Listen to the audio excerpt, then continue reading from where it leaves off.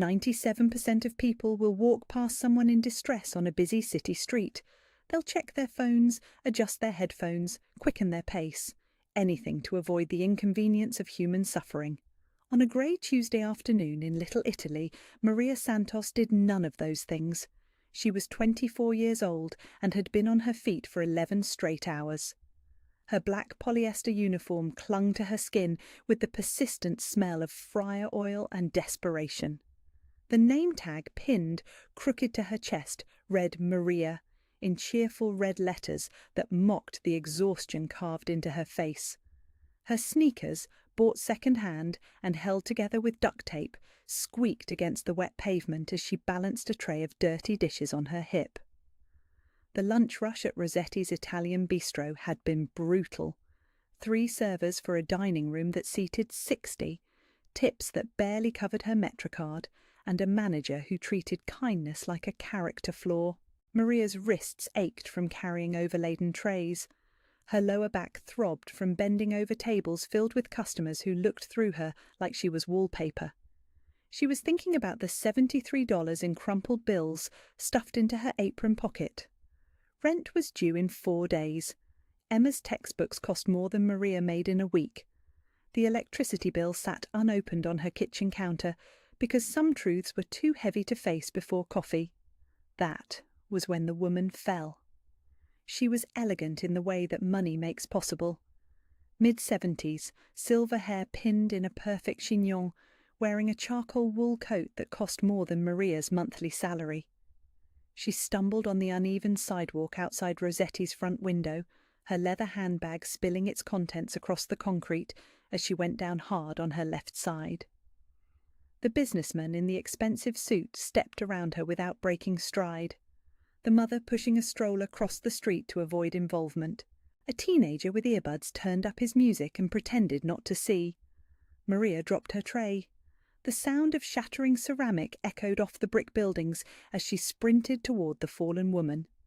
Alfredo's lasagna splattered across the sidewalk in an abstract painting of red sauce and shame. The dishes that had taken her 10 minutes to clear and stack exploded into fragments that would cost her $20 to replace. She didn't hesitate. "Mom, don't try to move." Maria's voice was steady as she knelt beside the woman, her knees soaking through her thin uniform pants against the wet concrete. "Let me check if you're hurt." The woman's face was pale, her breathing shallow. A thin line of blood traced down from a scrape on her temple where she'd struck the pavement. But her dark eyes were alert, watching Maria with an intensity that felt like being studied. "My wrist," the woman whispered. "I think I twisted it." Maria's hands were gentle as she examined the injury. Her fingers, stained permanently with coffee and marked by a dozen small burns from the industrial dishwasher, moved with surprising competence. 2 years of community college nursing courses before the money ran out had left their mark. "It's swollen, but I don't think it's broken," Maria said, cradling the woman's arm with the same care she'd once used handling newborns in the pediatric ward. "We should get you checked out, though. Sometimes adrenaline masks the pain." "You know about medical things?" The woman's accent carried the musical cadence of Sicily, vowels stretched long and consonants softened by decades of American living.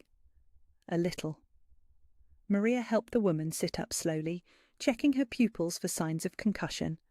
"I was studying to be a nurse before—" She let the sentence die. Before the foster care payments stopped. Before Emma needed someone to co-sign her student loans. Before survival became more important than dreams. The woman reached for Maria's face with her uninjured hand, fingertips tracing the edge of Maria's cheek with maternal tenderness. "You have kind eyes, child, the kind that see people." Sirens wailed in the distance, growing closer. Someone inside the restaurant must have called 911. Maria gathered the contents of the woman's purse. A silver rosary, reading glasses with tortoiseshell frames, a leather wallet thick with cards that spoke of a life lived comfortably. "What's your name?" the woman asked as Maria helped her stand. "Maria Santos." She kept her arm around the woman's waist, supporting her weight without being asked. "What's yours?" "Rosa." The woman's smile held secrets. "Rosa Moretti." The paramedics arrived with the efficiency of people accustomed to urban emergencies. They took over with gentle authority, checking vitals and asking questions in the professional shorthand of medical training. Maria stepped back, her job done, watching Rosa being loaded onto a stretcher. "Wait!" Rosa called out as the paramedics prepared to close the ambulance doors. "Maria, come here!" Maria approached the ambulance, suddenly aware of her dishevelled appearance, the sauce stains on her uniform, the way her hair had escaped its ponytail during the commotion. Rosa took her hand with surprising strength. "You have a good heart, child. The right people will remember this." The words felt like a blessing and a prophecy wrapped into one. The ambulance doors closed and Rosa disappeared into the afternoon traffic, leaving Maria standing alone on the sidewalk surrounded by the debris of her dropped tray. "Santos!" The voice cracked like a whip across the chaos. Tony Ricci, Rossetti's manager, stood in the doorway with his arms crossed over his barrel chest. His face was red with the kind of anger that came from small power exercised over smaller people. Behind him, customers craned their necks to see the entertainment, their conversations peppered with judgment about disrupted service and unprofessional behaviour. "You just cost me a $60 tray and lost us 20 minutes of service time." Tony's voice carried the satisfaction of someone who enjoyed delivering consequences. "That's coming out of your paycheck, and if you ever abandon your tables again for some street theatre, you can find yourself another job." Maria stared at the broken dishes scattered around her feet. Each fragment represented time she couldn't afford to lose, money she couldn't spare to waste. But she thought about Rosa's weathered hand in hers, the weight of genuine gratitude, the way the old woman had looked at her like she mattered. "Yes, sir," Maria said quietly. She knelt and began picking up the larger pieces of broken ceramic, ignoring the way the sharp edges bit into her palms. She had no way of knowing that across the street, in the back seat of a black Bentley with bulletproof windows, someone had been watching the entire scene unfold. Dante Moretti sat in perfect stillness, his obsidian eyes fixed on the young woman who had just risked her livelihood to help a stranger. His grandmother's voice echoed in his memory from their weekly phone call that morning.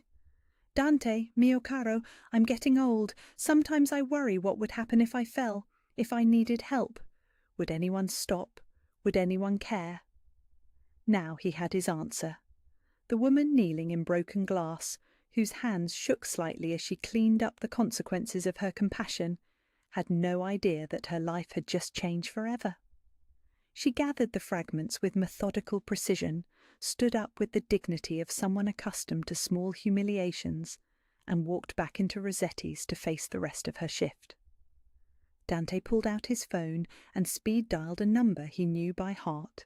"Marco," he said when the line connected, "I need you to find out everything about a waitress named Maria Santos, everything, and I need it by tonight." He ended the call and instructed his driver to follow the ambulance. His grandmother was safe, he would make sure of that. But the woman who had saved her, that was a debt that demanded attention. In the back of his mind, Dante heard his father's voice from childhood. "Figlio, in this world, loyalty is the rarest currency. When you find it, you guard it with your life." He had just witnessed something rarer than loyalty. He had seen kindness without agenda, help offered without hope of reward. In Dante's world, such things were so extraordinary they bordered on miraculous. The Bentley pulled away from the curb as the first drops of rain began to fall, washing the blood from the sidewalk where Rosa Moretti had fallen and Maria Santos had chosen to stop. Neither woman knew it yet, but that moment of impact, flesh meeting concrete, stranger helping stranger, had set in motion forces that would transform both their lives in ways neither could imagine. Inside Rossetti's, Maria returned to her tables with sauce-stained knees and cut palms, unaware that her simple act of human decency had just caught the attention of one of the most dangerous men in New York. And in the emergency room across town, Rosa Moretti smiled through her pain as the nurses cleaned her wounds and doctors checked her x-rays. She had been praying for months for a sign, for someone to remind her that goodness still existed in the world. Her prayers had been answered by a waitress with gentle hands and a heart too big for her circumstances. Rosa made a silent promise as the morphine dulled the ache in her wrist. She would find that girl again. She would make sure kindness was rewarded. The temperature in the room seemed to drop 10 degrees as possibilities began to crystallize into plans. The betrayal revealed itself on a Tuesday morning in December when Maria was organizing Rosa's medication schedule and overheard a phone conversation that made her blood turn to ice water in her veins. Marco was in the kitchen below her apartment, speaking in the low tones that family members used when discussing business that required discretion. Maria had learned to tune out such conversations, respecting the boundaries between her role as Rosa's caregiver and the family operations that funded her salary. But something in his voice made her pause at the top of the stairs, her hand frozen on the railing as words drifted up through the morning quiet. "The old woman goes to Mass every Sunday at 10. Same church, same pew, same routine for the past 3 years. Marco's voice carried the professional detachment of someone discussing logistics rather than human lives. "Security is lightest on Sunday mornings because Dante thinks church is safe territory, sacred ground." Maria's stomach clenched with the sick certainty that she was hearing something that could destroy everything she'd come to care about. She eased closer to the stairwell, her nursing training keeping her movements silent while her mind raced through implications she didn't want to understand. "The payment clears Friday," Marco continued. "Full amount as promised, but I need assurance that it looks like natural causes. Heart attack, stroke, something believable for a woman her age. No obvious violence that brings federal attention." Natural causes, heart attack. Maria pressed her hand to her mouth to prevent the gasp that threatened to expose her presence. Marco was discussing Rosa's murder with the casual efficiency of someone placing a grocery order. Sunday service ends at 11:15. She always stays after to light candles, pray for her late husband, usually alone in the sanctuary for 10 to 15 minutes before Dante's security detail expects her back at the car. Marco's voice carried decades of familiarity with Rosa's routines, the intimate knowledge that came from years of protecting someone he was now planning to kill. "That's your window." Maria backed away from the stairwell with legs that felt like water, her mind struggling to process the impossibility of what she'd heard. Marco had been with the family for 20 years. Dante trusted him like a brother. Rosa treated him like a son. The betrayal was so complete it felt like physical violence. She made it to her bathroom before the nausea hit, retching into the toilet as her body rejected the reality of what she'd overheard. When the spasms stopped, she sat on the cold tile floor and tried to think through panic that made logical thought almost impossible. Rosa was going to die on Sunday unless Maria found a way to stop it. But who could she tell? Who could she trust when the family's head of security was the one planning the murder? Dante would never believe her word against Marco's without proof, and by the time she could gather evidence, Rosa would be dead. Maria forced herself to stand, to move through the mechanical actions of finishing Rosa's medication prep, while her mind raced through options that all seemed to lead to disaster. She could confront Marco directly, but that would only accelerate whatever timeline he was working under. She could try to convince Rosa to skip church, but Rosa's faith was unshakable, and any sudden change in routine would raise suspicions. She needed proof.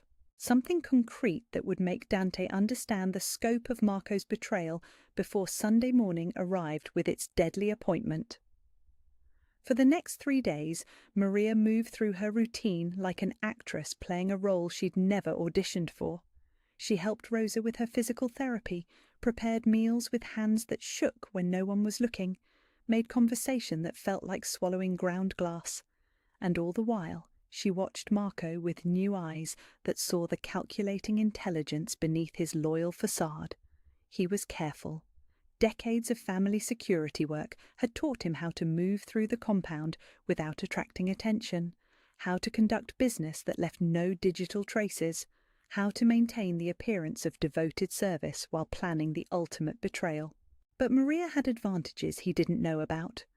Nursing training that made her observant of small changes in behaviour, foster care survival instincts that recognised predatory patience when she saw it, and the particular invisibility that came from being domestic staff in a world where power was measured in violence rather than compassion. Thursday evening, Maria found her opening. Marco was in Dante's study, using the family computer to access files that required his security clearance. Maria had brought Rosa's evening tea service to the main house and was washing dishes in the kitchen when she heard him step out to take a phone call in the garden, leaving the computer unattended for what he obviously assumed would be a brief conversation. Maria moved through the study like a ghost, her hands steady despite the terror that made breathing difficult. The computer screen showed financial records that painted a picture of systematic theft spanning months, money diverted from family accounts into offshore holdings, payments from rival families in exchange for intelligence about Moretti operations, and most damning of all, a recent deposit of $250,000 from sources that could only be payment for Rosa's assassination. She photographed everything with the phone Rosa had given her for emergencies, her fingers flying across unfamiliar software while she listened for Marco's return. Bank records, email exchanges, payment schedules that outlined the timeline for Rosa's murder. Evidence that would make Dante understand the scope of the betrayal, even if it meant accepting that his trust had been catastrophically misplaced. Maria was closing the last file when she heard Marco's footsteps on the back porch. She slipped out of the study and back to the kitchen, her heart hammering against her ribs as she forced herself to resume washing dishes with hands that wanted to shake. "Maria." Marco's voice carried casual friendliness that now sounded like poison in her ears. "You're working late tonight." "Rosa wanted tea after dinner. I was just finishing up." Maria kept her voice steady through sheer force of will, not trusting herself to meet his eyes without revealing what she knew. Good. She's lucky to have someone so attentive. Marco moved through the kitchen with the familiarity of family, helping himself to coffee while studying Maria with attention that felt newly predatory. "Everything going well with your arrangement here?" "Very well. Rosa's health has been stable, and she seems to enjoy the company." Maria dried her hands on a dish towel, using the movement to create distance between them. "I should check on her before bedtime. Her medication schedule requires—" "Of course, don't let me keep you." Marco's smile was warm and genuine and completely terrifying now that she understood what lay beneath it. "Sleep well, Maria." She climbed the stairs to her apartment on legs that felt disconnected from her body, the phone containing evidence of Marco's betrayal burning like a coal in her pocket. Once safely behind her locked door, she transferred the photos to her laptop and studied them with the methodical attention she'd once brought to nursing school textbooks. The evidence was damning but circumstantial. Bank records that could be explained as legitimate family business. Communications that were carefully coded to avoid explicit language. Payment schedules that lined up with Rosa's church attendance but could theoretically be coincidental. It was enough to raise suspicions, but not enough to overcome 20 years of trust and loyalty. Dante would need more than financial irregularities to believe that his most trusted lieutenant was planning his grandmother's murder, which meant Maria would have to get closer to the truth, even if it meant putting herself in danger that extended far beyond job security or family politics. Friday night, Rosa retired early with the contentment of someone whose faith provided comfort regardless of worldly concerns. She was looking forward to Sunday Mass with the particular anticipation she always felt before spending time in the sanctuary where she'd married her husband 53 years ago. "I'll be praying for you on Sunday," Rosa told Maria, as they settled her evening medications. "For peace, for happiness, for whatever your heart needs most." The words hit like a physical blow. Rosa's genuine affection, her maternal concern for Maria's well-being, the way she included Maria in prayers meant for family. It made the knowledge of Sunday's planned assassination feel like carrying molten metal in her chest. "Rosa," Maria said carefully, "what if you weren't feeling well on Sunday? What if you needed to stay home from church, rest, let me monitor your blood pressure?" "Cara mia, I've attended Sunday Mass for 70 years. I'm not stopping now unless God himself decides I'm too sick to kneel." Rosa's voice carried the particular stubbornness that meant the conversation was over. "Besides, Father Martinez is giving a special sermon about forgiveness. I've been looking forward to it all week." Forgiveness. The irony was sharp enough to cut. Rosa would be attending church to hear about forgiveness, while her most trusted protector prepared to betray that trust with lethal finality. That night, Maria lay awake staring at the ceiling of her apartment while calculating odds that grew worse with every passing hour. She had evidence of Marco's financial betrayal, but nothing that proved murderous intent. She had Rosa's unwavering determination to attend church and Dante's absolute trust in Marco's loyalty. She had 36 hours to prevent an assassination that would destroy the woman who'd become the closest thing to a mother Maria had ever known. Saturday morning arrived grey and cold with the particular weight that preceded storms. Maria moved through Rosa's care routine with mechanical precision, while her mind raced through scenarios that all seemed to end in disaster.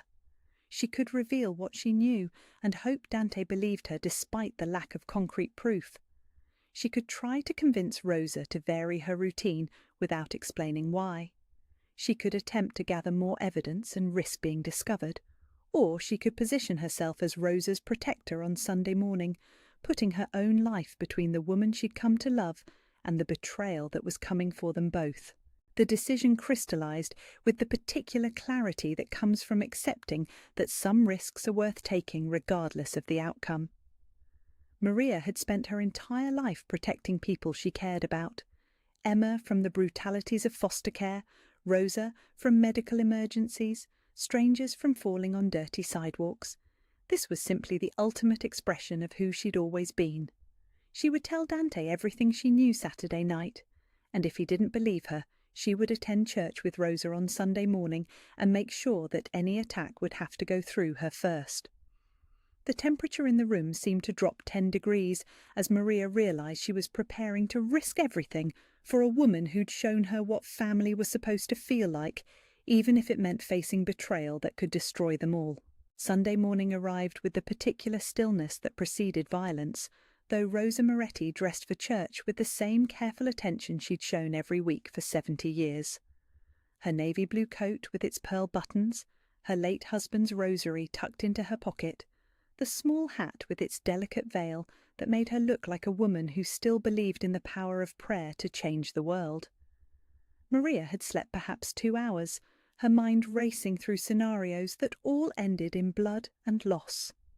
At 3 a.m, she'd finally abandoned any pretense of rest and crept downstairs to find Dante in his study, surrounded by financial documents and security reports that painted a picture of family business as usual. "We need to talk," she'd said from the doorway, her voice carrying the particular quiet that made him look up with immediate attention. For the next hour, Maria had laid out everything she'd discovered: the overheard phone conversation, the photographed financial records, the timeline that aligned with Rosa's church attendance, the payments that could only be blood money. She watched Dante's expression shift from skepticism to growing horror as the evidence accumulated into undeniable truth. 20 years, Dante had said when she finished, his voice carrying the hollow quality of someone whose fundamental assumptions about loyalty had just been shattered. 20 years of trust, and he's been planning to kill the woman who treated him like a son. "The question is what we do about it," Maria had replied, though they both knew the answer was as inevitable as sunrise. The plan they'd crafted in the pre-dawn darkness was elegant in its simplicity. Rosa would attend church as usual, maintaining the routine that Marco expected. But instead of the usual single security detail, the sanctuary would be filled with Dante's most trusted men, positioned as ordinary parishioners. Marco would be allowed to begin whatever assassination attempt he'd planned, giving them concrete evidence of his betrayal. and Maria would be there as Rosa's final line of protection, because she understood Rosa's medical needs better than any bodyguard. Now, as Maria helped Rosa with her coat in the main house foyer, she felt the weight of the concealed vest beneath her sweater and the panic button that would summon immediate backup if the carefully orchestrated plan went wrong. "You look pale, Cara," Rosa observed with the maternal concern that had drawn Maria into this family's orbit. "Are you feeling well? You don't have to come to church if you're not up to it."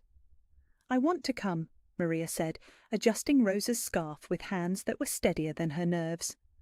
"I've been looking forward to Father Martinez's sermon about forgiveness." The irony wasn't lost on either of them, though Rosa didn't know how deeply it cut. Within hours they would learn whether forgiveness was possible when betrayal came from the people you'd trusted with your life. Marco appeared in the foyer with the punctuality that had marked 20 years of reliable service, his expression carrying the same protective concern he'd shown every Sunday morning since becoming head of family security. He looked exactly like what he was, a loyal soldier devoted to Rosa's safety, someone who would die before letting harm come to the woman who'd helped raise him. The performance was so perfect it made Maria's stomach clench with sick recognition. This was how evil worked in the real world. Not with moustache-twirling villainy, but with familiar faces and trusted voices, with people who kissed your cheek while planning your funeral.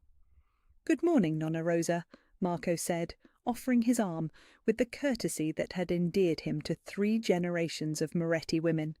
"Beautiful morning for Mass." "Indeed it is, Marco. Thank you for taking such good care of us." Rosa accepted his escort with the trust of someone who'd never had reason to question his motives. The drive to St. Anthony's took 12 minutes through Sunday morning traffic that was light enough to make surveillance detection easy. Maria sat in the back seat beside Rosa, her eyes scanning the mirrors for signs of the backup teams that should be paralleling their route.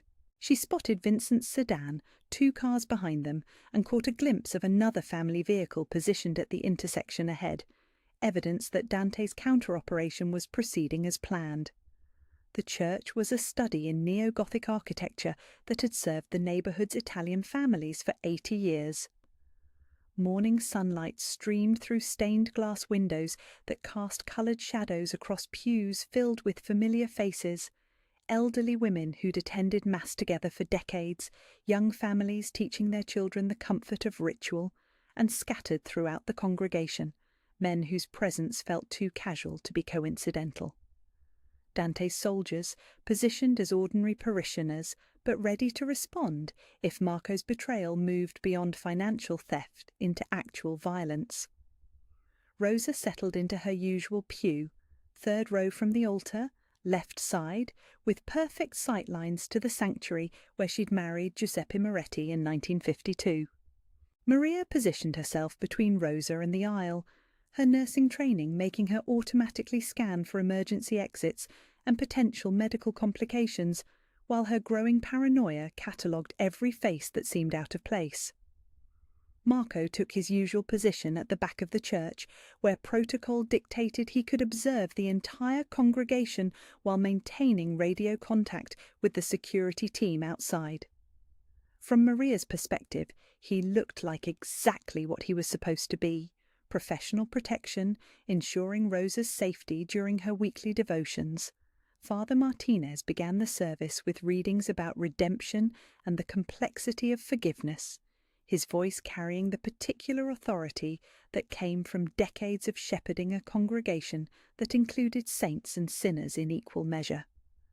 Rosa listened with the rapt attention she brought to Sunday sermons, her rosary beads clicking softly as she followed familiar prayers.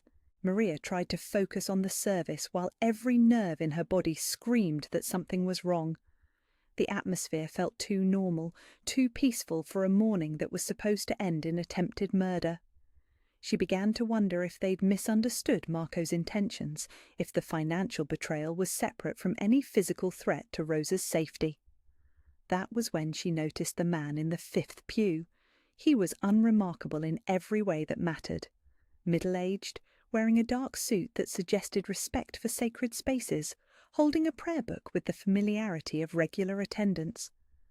but something about his positioning was wrong. He wasn't following the service with the attention of genuine worship, and his eyes kept drifting to Rosa with the particular focus of someone conducting surveillance. Maria's blood pressure spiked as she recognized the pattern. This wasn't a parishioner. This was Marco's backup plan, the actual assassin positioned to eliminate Rosa while Marco maintained plausible deniability through his visible presence at the back of the church. She reached for her panic button, then stopped as a worse realization hit her. If she triggered the emergency signal now, Dante's men would respond with violence that could endanger every innocent person in the sanctuary. The church was full of families, elderly couples, children who'd come to hear about forgiveness and would instead witness the kind of brutality that made headlines. Maria needed to get Rosa out of the kill zone without creating the panic that would turn a house of worship into a battlefield. "Rosa," she whispered, leaning close enough to be heard, without carrying to nearby pews. "I'm feeling dizzy. Could we step outside for some air?" Rosa turned with immediate concern, her maternal instincts overriding any desire to hear the rest of Father Martinez's sermon. "Of course, Cara. Are you having another episode with your blood pressure?" The lie came easily, motivated by desperation rather than deception. "I think so. I just need a few minutes in the fresh air." They rose quietly, Rosa's hand steady on Maria's arm as they moved toward the side exit that led to the church garden. Maria felt the weight of watching eyes as they passed the man in the fifth pew, saw his subtle shift in position that confirmed her worst fears. He was following them. The garden behind St. Anthony's was a small oasis of peace designed for private prayer and quiet contemplation. Bare rose bushes lined brick pathways that led to a memorial wall where parishioners lit candles for the departed. On any other Sunday, it would have been a perfect place for Rosa to recover from whatever medical episode had driven them from the sanctuary. Today, it was about to become a killing ground. "Feeling better?" Rosa asked as they settled on a wooden bench beneath a statue of the Virgin Mary. "Your colour is still poor. Maybe we should call Dr. Patterson." "I'll be fine in a few minutes," Maria said, her attention split between Rosa's genuine concern and the side door through which their pursuer would emerge. "The church was just a bit warm." That was when the man appeared, moving through the garden with the casual pace of someone seeking a quiet place to pray. But Maria caught the bulge beneath his left arm that suggested concealed weapons, the way his eyes swept the space for witnesses or security cameras, the particular focus that meant he was preparing to act. "Rosa," Maria said quietly, "we need to move, now." "What? Why?" Rosa's confusion was genuine, but she trusted Maria enough to stand without arguing. "What's wrong?" The assassin was 20 feet away and closing when Maria made her choice. Instead of running toward the street where backup might be waiting, she positioned herself between Rosa and the approaching threat, her hand closing around the panic button that would summon help that might arrive too late to matter. "Gun!" she shouted, the warning carrying across the garden with enough volume to alert anyone within hearing range. "Rosa, get down!" The assassin's careful facade shattered as his element of surprise disappeared. His weapon appeared in his hand with professional speed, but Maria was already moving, throwing her full weight against Rosa to drive them both behind the memorial wall's brick shelter. The first shot exploded against stone, where Rosa's head had been a heartbeat earlier. Maria felt the panic button activate as they hit the ground, her body covering Rosa's while chaos erupted around them. Shouts from the church as parishioners realized the morning service had become something else entirely. Running footsteps as Dante's backup teams responded to the emergency signal, and above it all, the particular silence that preceded the second shot that would end Rosa's life if Maria couldn't find a way to prevent it. "Stay down," Maria whispered against Rosa's ear, feeling the older woman's heart hammering against her ribs. "Help is coming." The assassin appeared around the edge of the memorial wall with the cold efficiency of someone who killed for money rather than passion. His weapon was steady in both hands, aimed with lethal precision at the two women huddled behind inadequate cover. That was when Dante materialized behind him like death incarnate. moving with the fluid violence that had made his reputation a cautionary tale throughout the 5 families. The confrontation was brief and brutal, a knife between the ribs that severed the assassin's ability to pull triggers, a fall that ended with the particular stillness that meant permanent consequences. "Marco," Dante said into his radio, his voice carrying the deadly calm that preceded family justice. "We need to talk." The clean-up took 40 minutes and involved explanations to local police that satisfied no one, but couldn't be challenged without evidence that didn't exist. The assassin became a mentally unstable individual who'd fixated on the church. His weapon disappeared into evidence storage that would never see daylight, and the parishioners who'd witnessed violence learned the particular selective blindness that came with living in neighbourhoods where certain families provided protection in exchange for discretion. Marco's betrayal ended in the basement of the compound with the kind of finality that left no room for appeals or second chances. Maria didn't witness it, but she heard the single gunshot that echoed through the house while she helped Rosa recover from trauma that would take weeks to fully process. "You saved my life," Rosa said that evening as they sat in her living room, both of them still shaken by how close death had come, disguised as ordinary Sunday worship. "If you hadn't noticed that man, if you hadn't gotten us out of the sanctuary—" "Marco saved your life," Maria corrected gently. "His betrayal was what alerted us to the danger. In trying to sell your murder, he provided the information that prevented it." Rosa considered this with the philosophical acceptance of someone who'd lived through enough violence to understand its ironies. Perhaps that's what Father Martinez meant about forgiveness being complicated. Sometimes the very people who betray us also provide the means for our salvation. As night fell over the compound and security returned to its normal routines, Maria found herself thinking about loyalty and betrayal, about the difference between trust and faith, about the way love could make people capable of violence they'd never imagined possible. She had saved Rosa's life by being willing to die for her. Dante had saved them both by being willing to kill for them. And somewhere in the space between those two choices lay the reality of what it meant to be family, in a world where kindness was often mistaken for weakness and strength was measured in the currency of blood. The temperature in the room seemed to drop 10 degrees as Maria realised that she had irrevocably chosen sides in a war she was only beginning to understand. 6 months after the morning that death came disguised as Sunday worship, Maria Santos stood in the master bedroom of the Moretti compound, watching snow fall across gardens that had taught her the difference between safety and protection, between rescue and love. The woman reflected in the antique mirror bore little resemblance to the exhausted waitress who'd once knelt on a dirty sidewalk to help a fallen stranger. The black silk dress had been Rosa's choice, elegant without ostentation, fitted to emphasise the confidence that had replaced desperation in Maria's posture over the months of learning what it meant to be valued for who she was rather than what she could do. Her hair was styled in loose waves that softened features that had grown more beautiful as chronic stress faded into security she'd never imagined possible. But it was her hands that told the real story of transformation.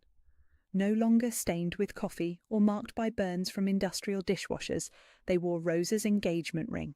3 generations of Moretti women's history in white gold and diamonds that caught the winter light like promises kept. "Nervous?" Rosa asked from the doorway, resplendent in midnight blue velvet that made her silver hair gleam like starlight. At 79, she moved with the confidence of someone whose prayers had been answered in ways that exceeded her most optimistic expectations. "Terrified," Maria admitted, touching the ring with reverence that had nothing to do with its monetary value. "What if I can't be what he needs? What if I don't understand enough about this world to be useful instead of just protected?"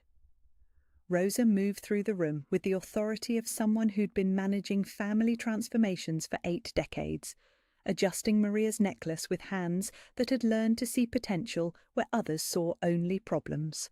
"Cara Mia, 6 months ago you threw yourself between me and a bullet because you couldn't bear to lose someone you'd known for 8 weeks. Today you're worried about being useful?" Rosa's laugh carried decades of wisdom earned through choices that had required courage over comfort. "You've already proven everything that matters." Through the bedroom window, Maria could see the preparations below. Tables draped in winter white beneath heated tents, flowers that had been flown in from Sicily despite December's harsh grip on New York, security positioned as wedding guests, but ready to ensure that celebration didn't become vulnerability. The guest list read like a carefully curated balance between legitimate business associates and family connections that extended back to the old country. Emma would be there, radiant in her nursing school graduation dress, an engagement ring from the paediatric resident who'd fallen in love with her dedication to children, who reminded him why medicine was supposed to be a calling. Dr. Patterson, who'd become something approaching family through his patient care of Rosa's health crises. Father Martinez, who'd agreed to perform the ceremony despite knowing exactly what world was being blessed by sacred vows. "Do you think Giuseppe would approve?" Maria asked, straightening the pearl necklace that had belonged to Dante's grandmother. The first woman to marry into violence and discover love was possible even in dangerous territory.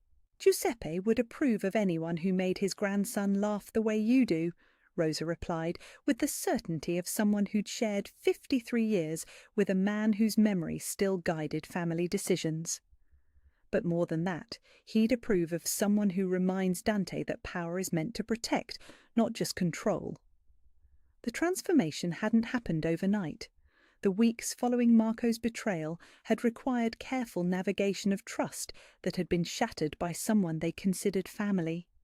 Maria had proven herself not just through the crisis management that saved Rosa's life, but through the steady competence that followed, managing Rosa's complex medical needs, coordinating with doctors who understood the particular requirements of treating patients whose lifestyle included considerations beyond standard healthcare, becoming the bridge between Dante's world and the civilian expertise it sometimes required. The nursing degree had been completed in 18 months through an accelerated program that recognized her prior experience and practical application of medical knowledge in high-stress situations. The diploma hung in Rosa's study now, beside photographs of 3 generations of family weddings and the commendation from the State Nursing Board that recognized Maria's innovative approaches to geriatric care in complex domestic situations. But it was the quiet moments that had revealed the depth of transformation.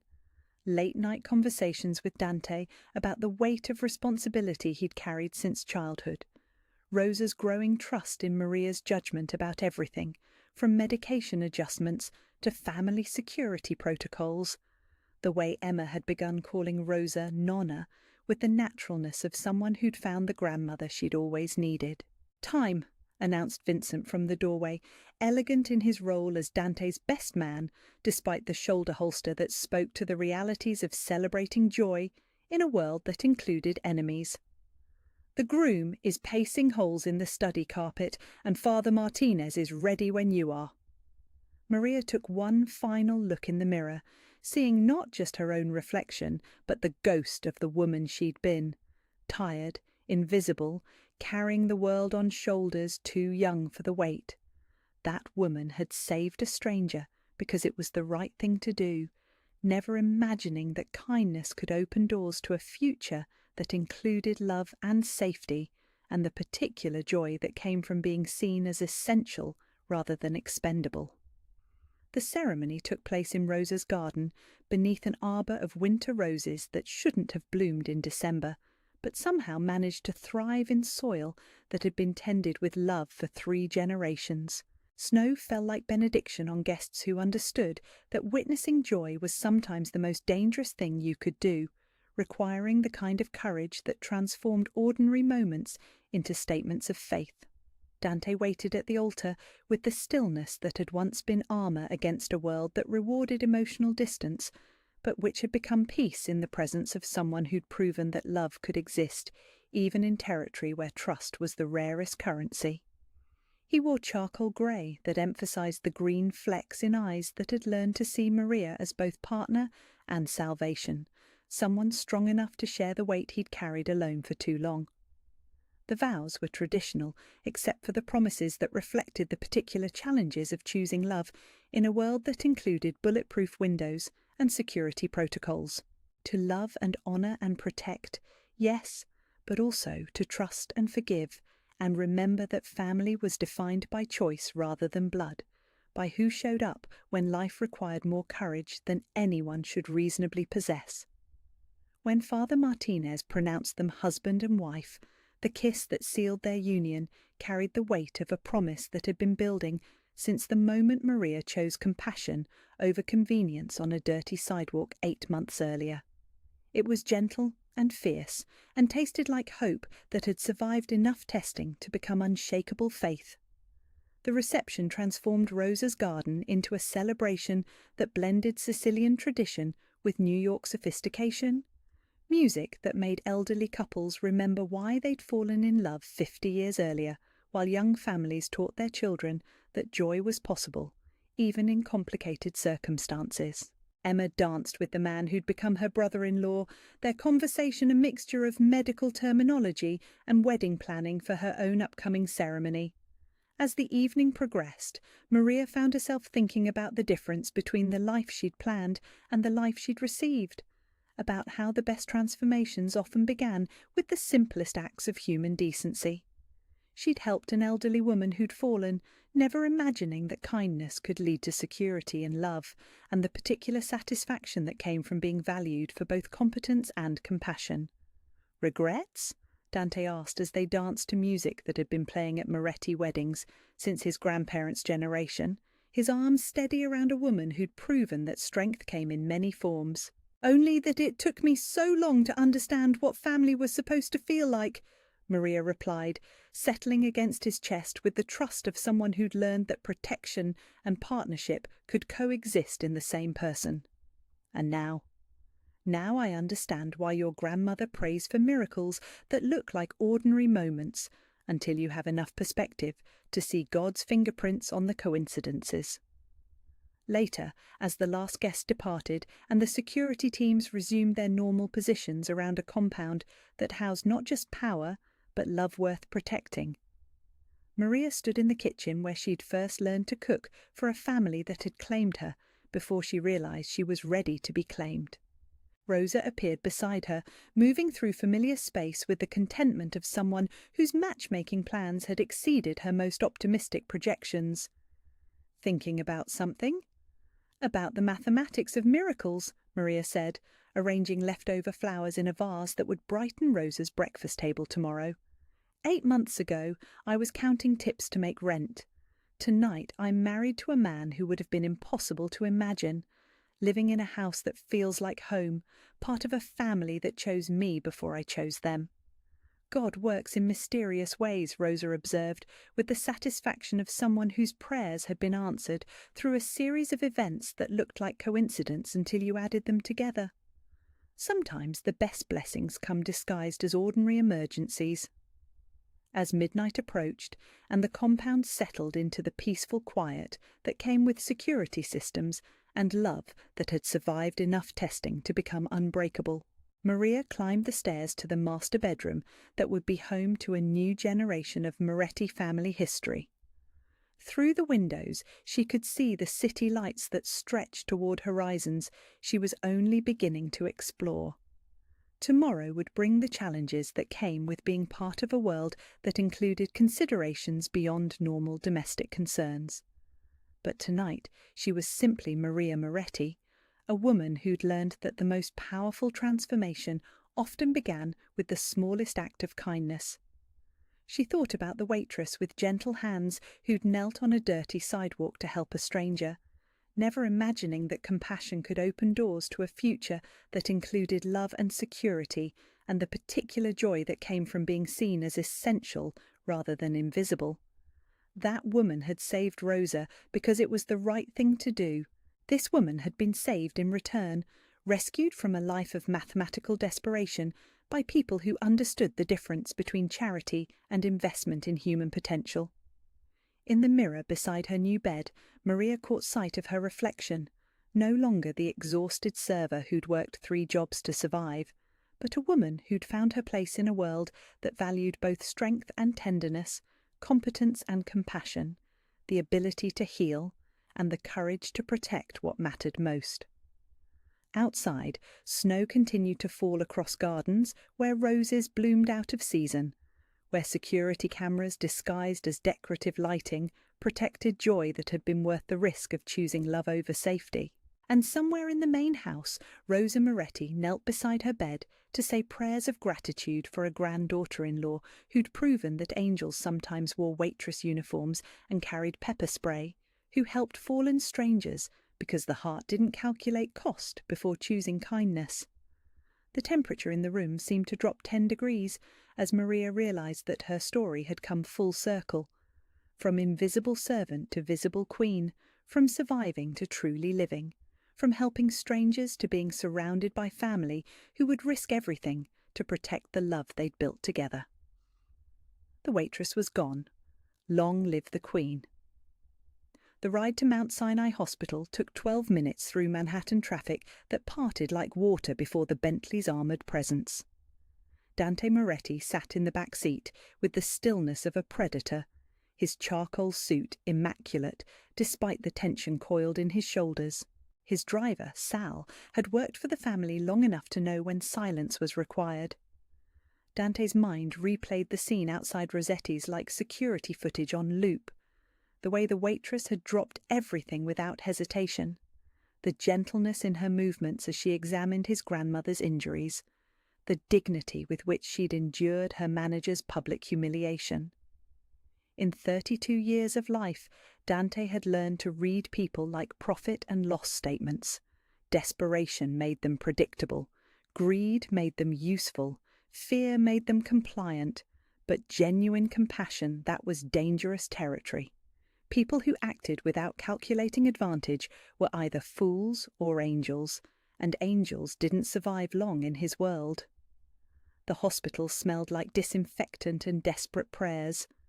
Dante moved through the emergency department with the quiet authority that money and reputation provided. Doors opened, questions went unasked. Within minutes he was seated beside his grandmother's bed in a private room overlooking the East River.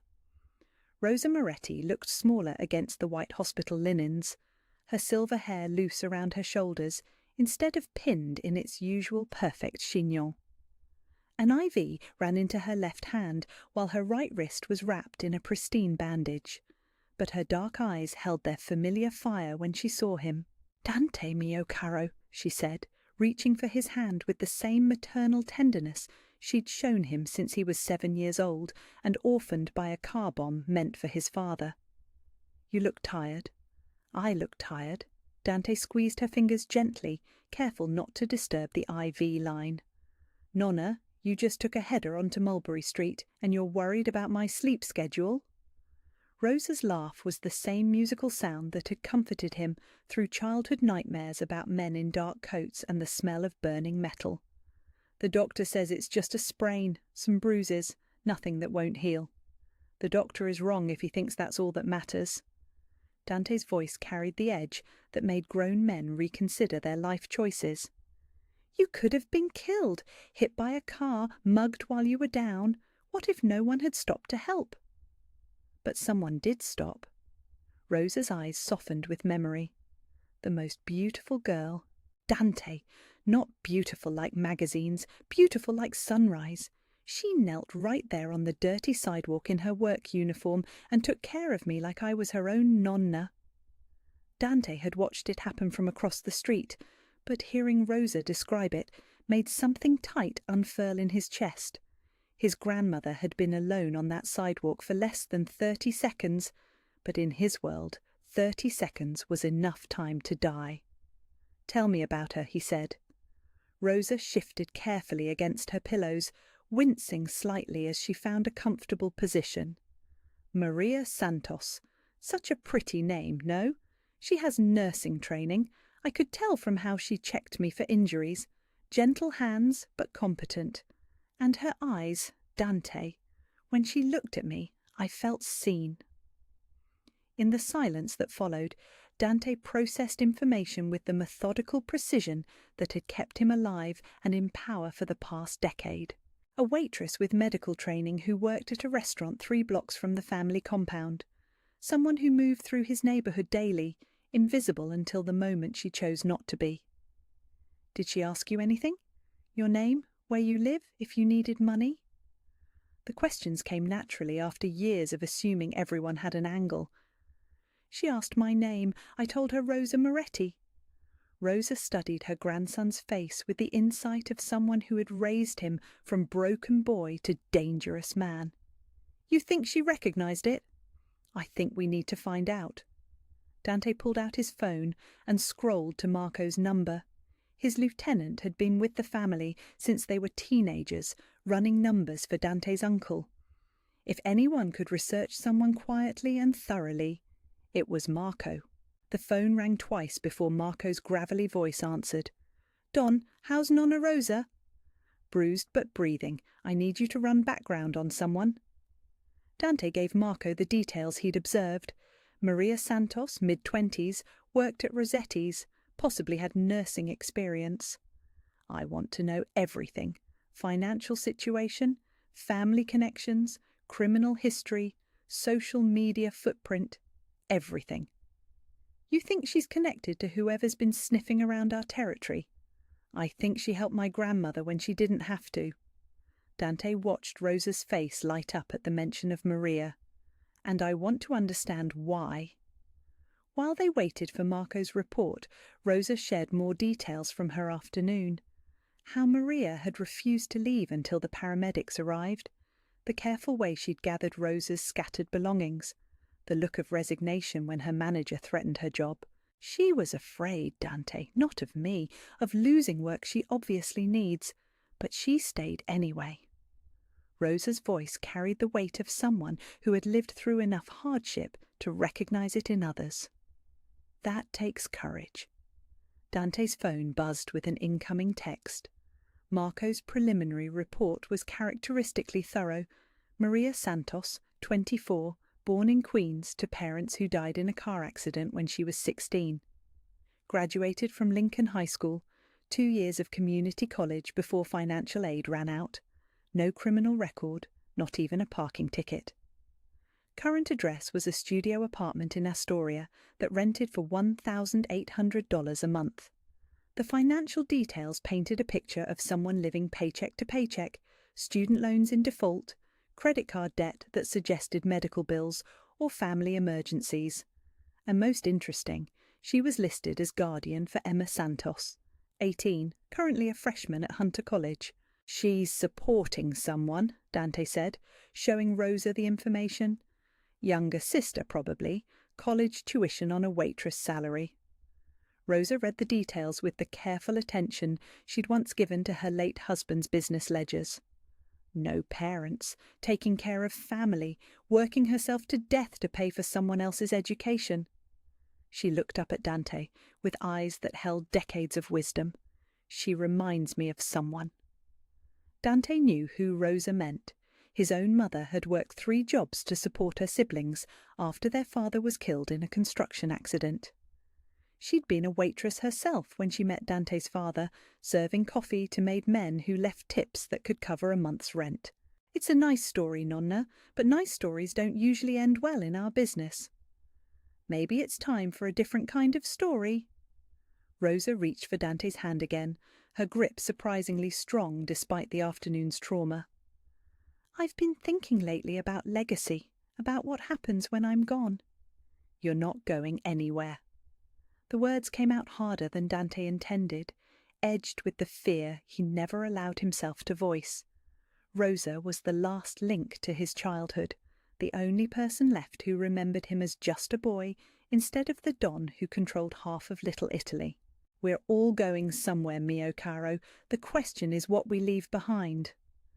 Rosa's eyes held the particular intensity she got when she was about to deliver wisdom he didn't want to hear. You've built an empire, yes. You've avenged your parents, eliminated your enemies, earned respect from here to Sicily. But when I watch you at family dinners, you look like a man eating alone. The observation hit closer to home than Dante cared to admit. Success in his world required isolation. Trust was a luxury he couldn't afford, and love was a weakness his enemies would exploit. He'd built walls so high that sometimes he forgot there was supposed to be something worth protecting inside them. "I'm not alone. I have you. I have Marco and Vincent and all the soldiers who depend on—" "That's not the same, and you know it." Rosa's voice carried the gentle firmness she'd used to correct him as a child. "I won't be here forever, Dante, and when I'm gone, who's going to remind you that you're human?" The question hung in the air between them like incense in an empty cathedral. Dante's phone buzzed again, with more details from Marco's investigation. Maria Santos had volunteered at a free clinic during nursing school. She'd been cited twice for jaywalking while rushing between her 3 part-time jobs. Her social media was a desert of activity. No posts, no photos, no digital trail of a life lived for others to see. "She's clean," Dante said, reading through the additional background information.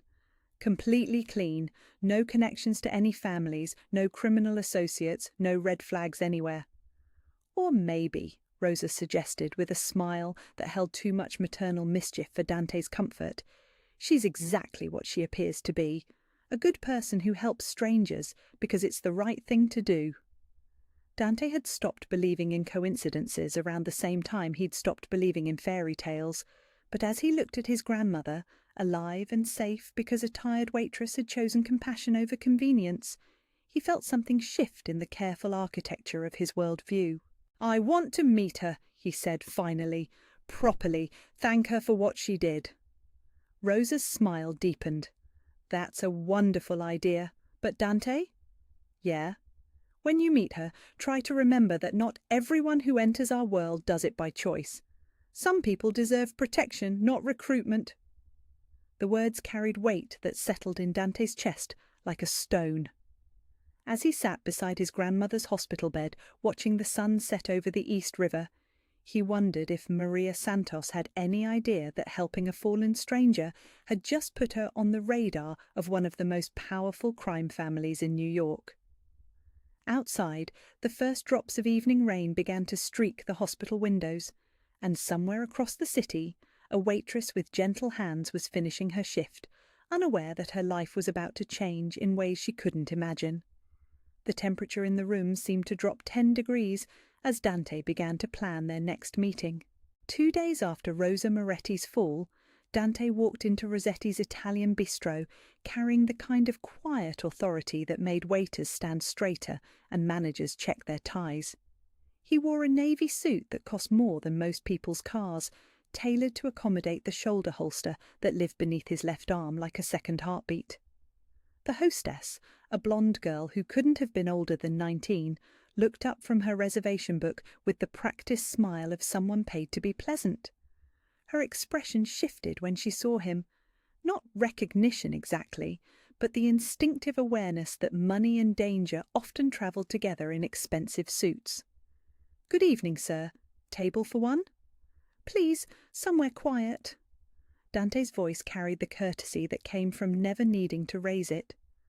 People listened when he spoke, not because he demanded attention, but because they sensed the consequences of not paying it. She led him to a corner booth with a clear view of the dining room and the kitchen doors. Perfect. Dante settled into the worn red vinyl with his back to the wall, a habit so ingrained he'd forgotten it was a choice rather than instinct. The dinner rush was in full swing.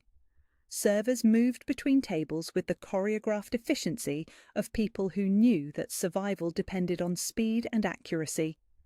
The air smelled like garlic and oregano and the particular desperation of people working for tips. Dante spotted Maria immediately. She moved through the chaos with the same grace she'd shown kneeling beside his grandmother on the sidewalk. Her black uniform was crisp despite the obvious wear, her dark hair pulled back in a ponytail that revealed the elegant line of her neck. There was something about the way she carried herself, shoulders straight despite exhaustion, smile genuine even when dealing with difficult customers, that suggested strength carefully controlled. He watched her handle a table of business executives who spoke to her like she was furniture. She refilled their drinks without being asked, remembered which one wanted extra lemon, ignored the casual rudeness that wealthy men seemed to think came with their credit cards. When one of them made a comment about her appearance that turned the air thick with second-hand shame, she simply smiled and moved on. Dante felt his jaw tighten. In his world, disrespect had immediate consequences, but Maria lived in a different world, one where endurance was more valuable than pride. She appeared at his table with a water glass and the kind of professional smile that revealed nothing. "Good evening. Can I start you with something to drink?" Up close, Dante could see the faint shadows under her eyes, the small scar on her left hand that looked like an old burn from kitchen equipment. She was prettier than he'd realised from across the street, with warm brown eyes and skin that held the golden undertone of someone whose heritage traced back to warmer climates than New York. "Whiskey, neat, whatever you have that's not rot gut." Dante kept his voice casual, but he was studying her face for any flicker of recognition. "We have Jameson, Maker's Mark, or Jack Daniels." She recited the options without checking a list, the mark of someone who'd been serving drinks long enough to know the inventory by heart. Maker's Mark. He paused, letting the silence stretch just long enough to be noticeable. "You're Maria." Her pen stopped moving against her order pad. For just a moment, the professional mask slipped, and he saw wariness flicker across her features. "I'm sorry. Do we know each other?" "Not exactly. I'm Dante." He didn't offer his last name. In his neighbourhood, first names were often safer for everyone involved. "I was here 2 days ago when you helped the woman who fell outside." Understanding dawned in her eyes, followed by something that might have been embarrassment. "Oh, you were the man who, with the drunk customer." Her cheeks flushed slightly. "I never thanked you properly for stepping in." "You don't need to thank me for doing what any decent person would do." Dante let the words settle between them, a gentle reproach to a world where basic decency had become noteworthy. "Though I noticed your manager wasn't particularly grateful for your heroics." Maria's grip tightened almost imperceptibly on her pen. "Tony runs a business. Broken dishes cost money. Lost time costs tips. I understand his position." It was a diplomat's answer, careful and non-committal. But Dante heard what she wasn't saying. That understanding didn't make it hurt less. That fairness was a luxury she couldn't afford to expect. "How is she?" Maria asked, genuine concern replacing professional distance.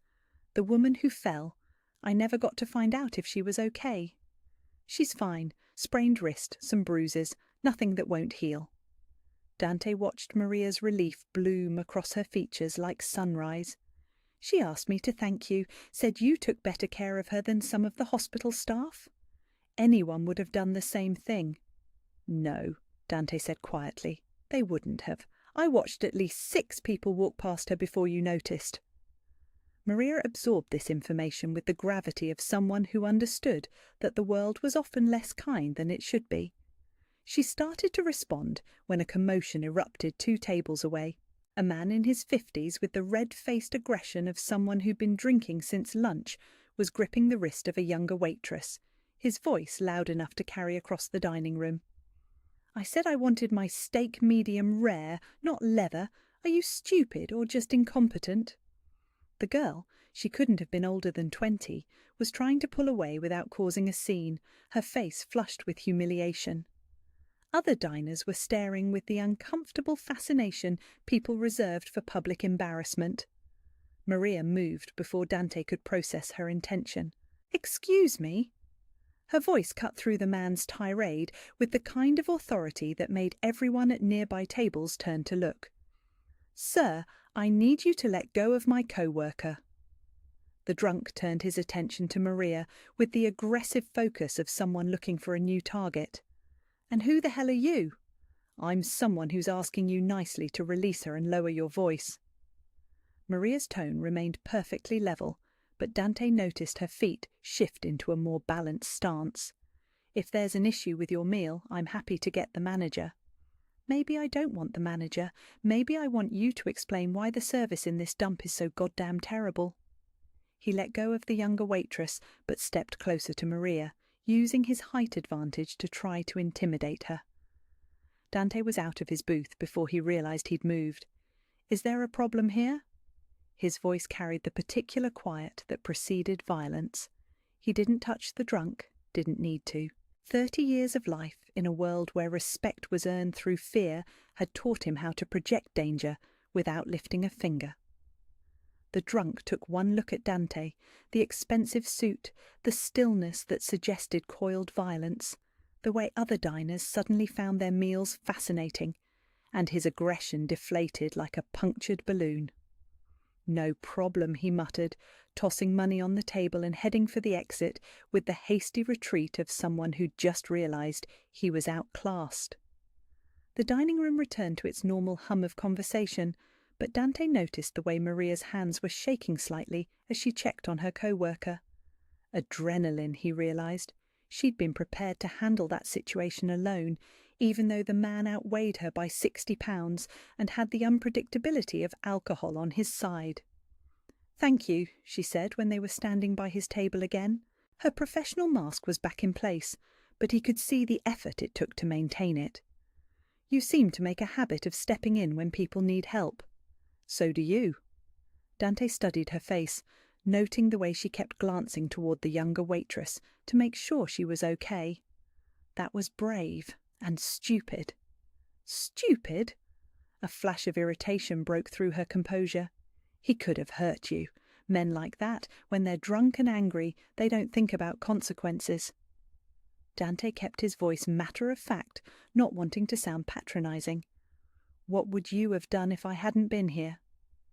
Maria met his gaze directly, and for a moment he saw steel beneath the surface that reminded him of his grandmother's quiet strength.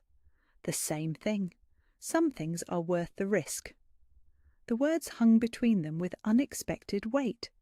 Dante found himself genuinely curious about this woman who threw herself into danger for strangers and co-workers with equal determination. In his world, loyalty was a commodity that could be bought, sold, or stolen. But Maria's protectiveness seemed to come from somewhere deeper, somewhere that couldn't be touched by money or fear. "Your drink," she said, suddenly remembering her original purpose. "I should get that for you." "In a minute." Dante pulled out his wallet and extracted a business card, plain white stock with just his first name and a phone number. No company logo, no title. "I wanted to give you this." Maria took the card with obvious reluctance. "I don't understand." "The woman you helped, Rosa, she's my grandmother. She hasn't stopped talking about you since it happened." Dante watched Maria's eyes widen with surprise. "She'd like to thank you properly. Dinner, maybe, when you're not working." "That's not necessary. I didn't do anything special." "You did something decent when it cost you something to do it. Trust me, that's special enough." Dante reached into his wallet again and pulled out $100 bill, placing it on the table beside his water glass. "For the drink I haven't ordered yet, and whatever trouble that arsehole caused your friend." Maria stared at the money like it was radioactive. "I can't accept that. It's too much." "Then don't accept it. Give it to your co-worker. Use it to replace those shoes that are held together with tape. Buy groceries. I don't care what you do with it, but I'm leaving it here either way." The honesty of the statement seemed to surprise her. Most people in his experience either grabbed for money immediately or refused it for reasons that had more to do with pride than principle. Maria looked like she was calculating whether accepting would compromise something she couldn't afford to lose. "Why?" she asked finally. "Why do you care what happens to some waitress you don't even know?" It was a fair question, and Dante realized he didn't have a complete answer. Part of it was his grandmother's obvious affection for Maria. Part of it was the debt he felt for her kindness to Rosa. But there was something else. Something about the way Maria had knelt on that dirty sidewalk, without counting the cost, that had lodged in his chest like a splinter. "Maybe I'm trying to learn something from someone who's better at being human than I am," he said. The answer surprised them both with its honesty. Maria studied his face for a long moment, and Dante had the unsettling feeling that she was seeing more than he usually let people see. "I'll think about dinner with your grandmother," she said finally, slipping the business card into her apron pocket. "But I'm buying my own meal." Dante smiled, the first genuine smile he'd felt in weeks. "I'll let Rosa know. She'll be pleased." Maria nodded and moved toward the bar to get his drink, leaving Dante alone with his thoughts and the growing certainty that he'd just met someone who was going to change his life in ways he couldn't predict. When she returned with his maker's mark, perfectly poured with no ice, he could see that she'd made a decision about something. Her posture was straighter, her smile more genuine. "Your grandmother," she said, as she set the glass down. "What's she like?" "Stubborn, opinionated, makes the best Sunday gravy you'll ever taste." Dante took a sip of whiskey and felt it burn warm down his throat. "She raised me when my parents died, taught me that family isn't just blood, it's who shows up when you need them." Something shifted in Maria's expression at the mention of family, a recognition that spoke to shared experience. "She sounds like someone worth knowing." "She is. And Maria?" Dante caught her attention as she started to move away. "Keep the money. Someone who protects others deserves protection in return." He left 20 minutes later, his dinner barely touched, but his purpose accomplished. As he walked past the restaurant's windows, he could see Maria moving between her tables with renewed energy, the $100 bill apparently having solved at least one immediate problem. Dante pulled out his phone as his driver opened the Bentley door. "Marco," he said when the call connected, "set up surveillance on Rossetti's. Discreet. I want to know if anyone bothers our waitress." "The one who helped Nonna Rosa?" "The same one." Dante settled into the leather seat as the car pulled away from the curb. "And Marco, make sure she gets home safe tonight. Someone who helps strangers might need help herself." As the Bentley disappeared into Manhattan traffic, Dante found himself thinking about gentle hands and stubborn pride, about the way courage looked when it wore a waitress uniform and carried pepper spray in case the world proved too dangerous for kindness alone. The temperature in the room seemed to drop 10 degrees as he realized he was already planning his next visit to Rossetti's. Rosa Moretti sat in her private suite, overlooking the family compound's gardens, her bandaged wrist resting carefully on a silk cushion as she watched the morning sun filter through lace curtains her mother had brought from Sicily 60 years ago. The room smelled of lavender and old roses, of the hand cream she'd used since girlhood, and the faint trace of her late husband's cologne that still lingered in the mahogany armoire. At 78, Rosa had lived through enough loss to understand the weight of moments that mattered. She knew the difference between politeness and genuine care, between duty and devotion, and she couldn't stop thinking about the young woman who had knelt on a dirty sidewalk to help a stranger. The fall replayed in her memory like a prayer she couldn't finish, the way her knees had buckled on the uneven concrete, her expensive coat suddenly feeling like a costume as pain shot up her arm, the businessman who stepped around her without breaking stride, the mother who crossed the street to avoid involvement, the teenager who turned up his music and pretended not to see, and then Maria. Rosa closed her eyes and remembered gentle hands checking her pulse, warm brown eyes scanning for injuries with the competence of someone who'd been trained to help. The girl's uniform had been stained with coffee and exhaustion, her shoes held together with tape, but she'd treated Rosa like precious cargo, like family. "Nonna!" Dante's voice carried from the doorway, accompanied by the soft knock he'd used since childhood to announce his presence. "How are you feeling this morning?" Rosa smiled as her grandson entered, carrying a breakfast tray that told her he'd been awake early enough to intercept the kitchen staff. Scrambled eggs with fresh herbs, toast cut into neat triangles, espresso in the delicate Capodimonte cup that had been her wedding gift from his grandfather. "Better, mio caro, much better." She accepted the kiss on her cheek, breathing in the scent of his cologne mixed with the faint metallic undertone that meant he'd been handling business already today. "You look tired." "I look tired." Dante set the tray on the antique side table and settled into the chair beside her bed, the same spot where he'd sat as a boy when nightmares or thunderstorms drove him to seek her comfort. "You're the one who took a tumble that could have broken more than your wrist." Rosa studied her grandson's face with the careful attention she'd learned during 40 years of marriage to a man whose survival depended on reading people correctly.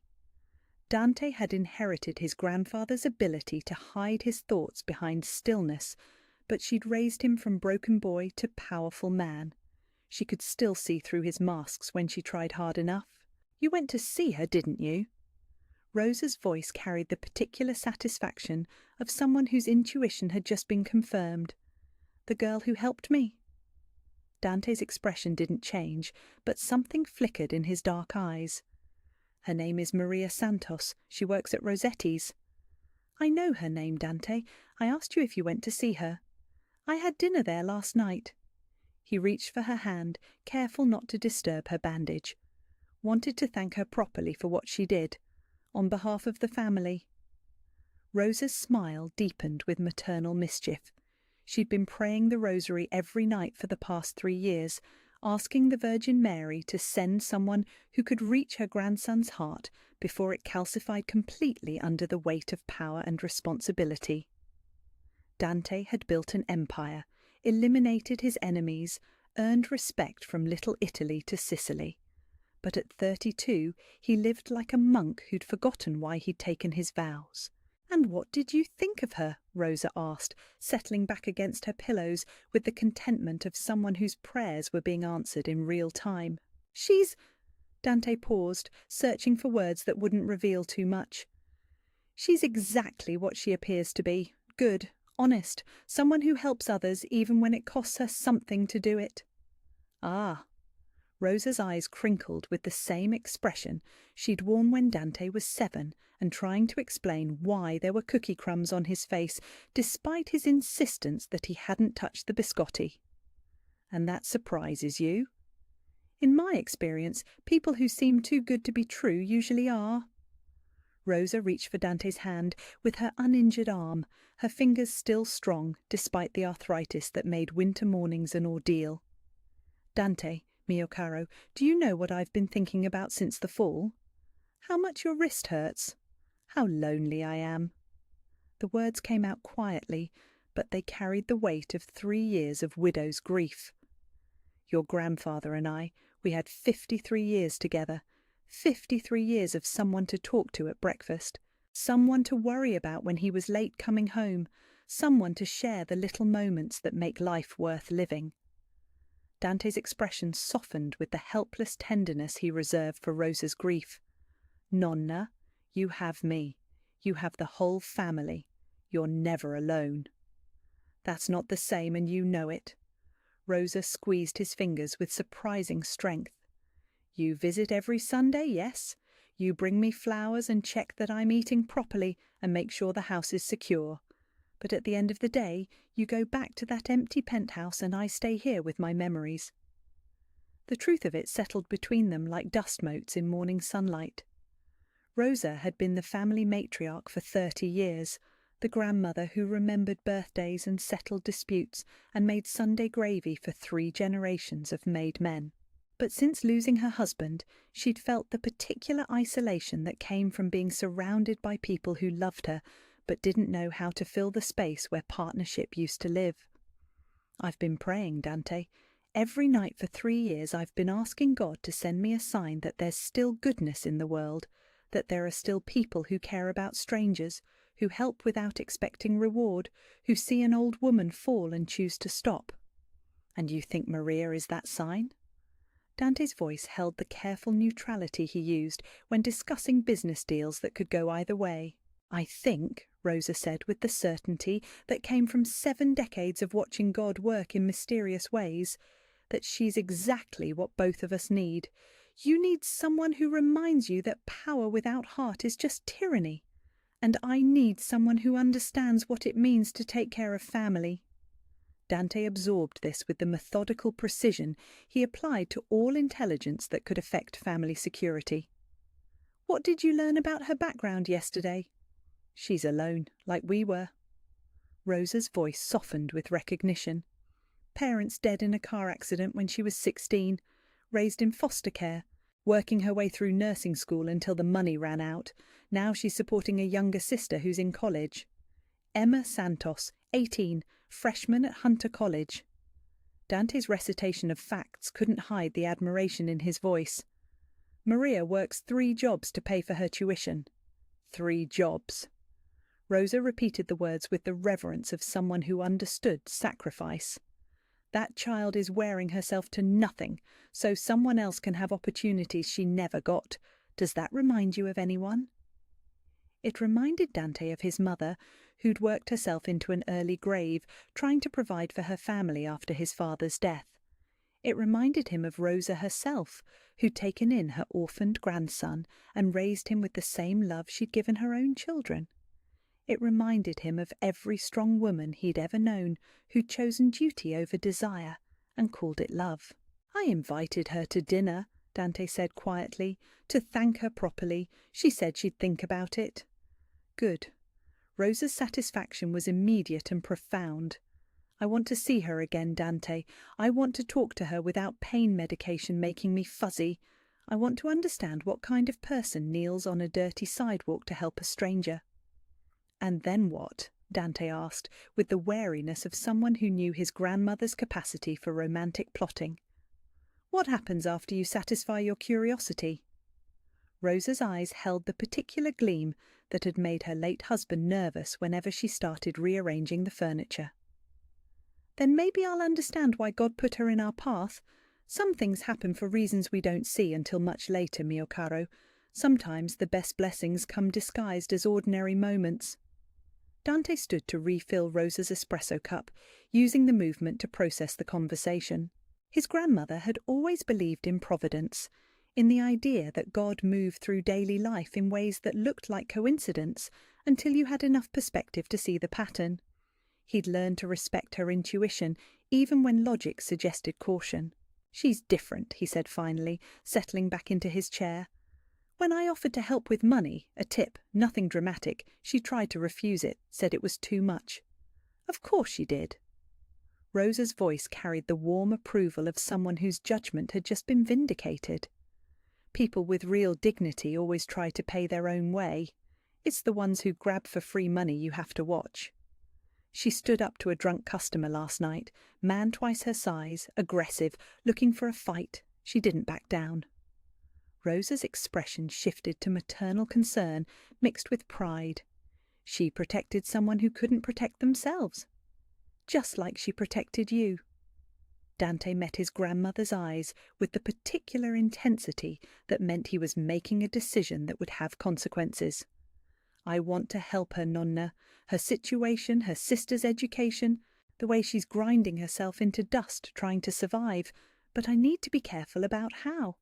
Why careful? Because once someone enters our orbit, they can't leave, and she deserves better than being trapped in our world because she was kind to the wrong person. Rosa considered this with the gravity it deserved.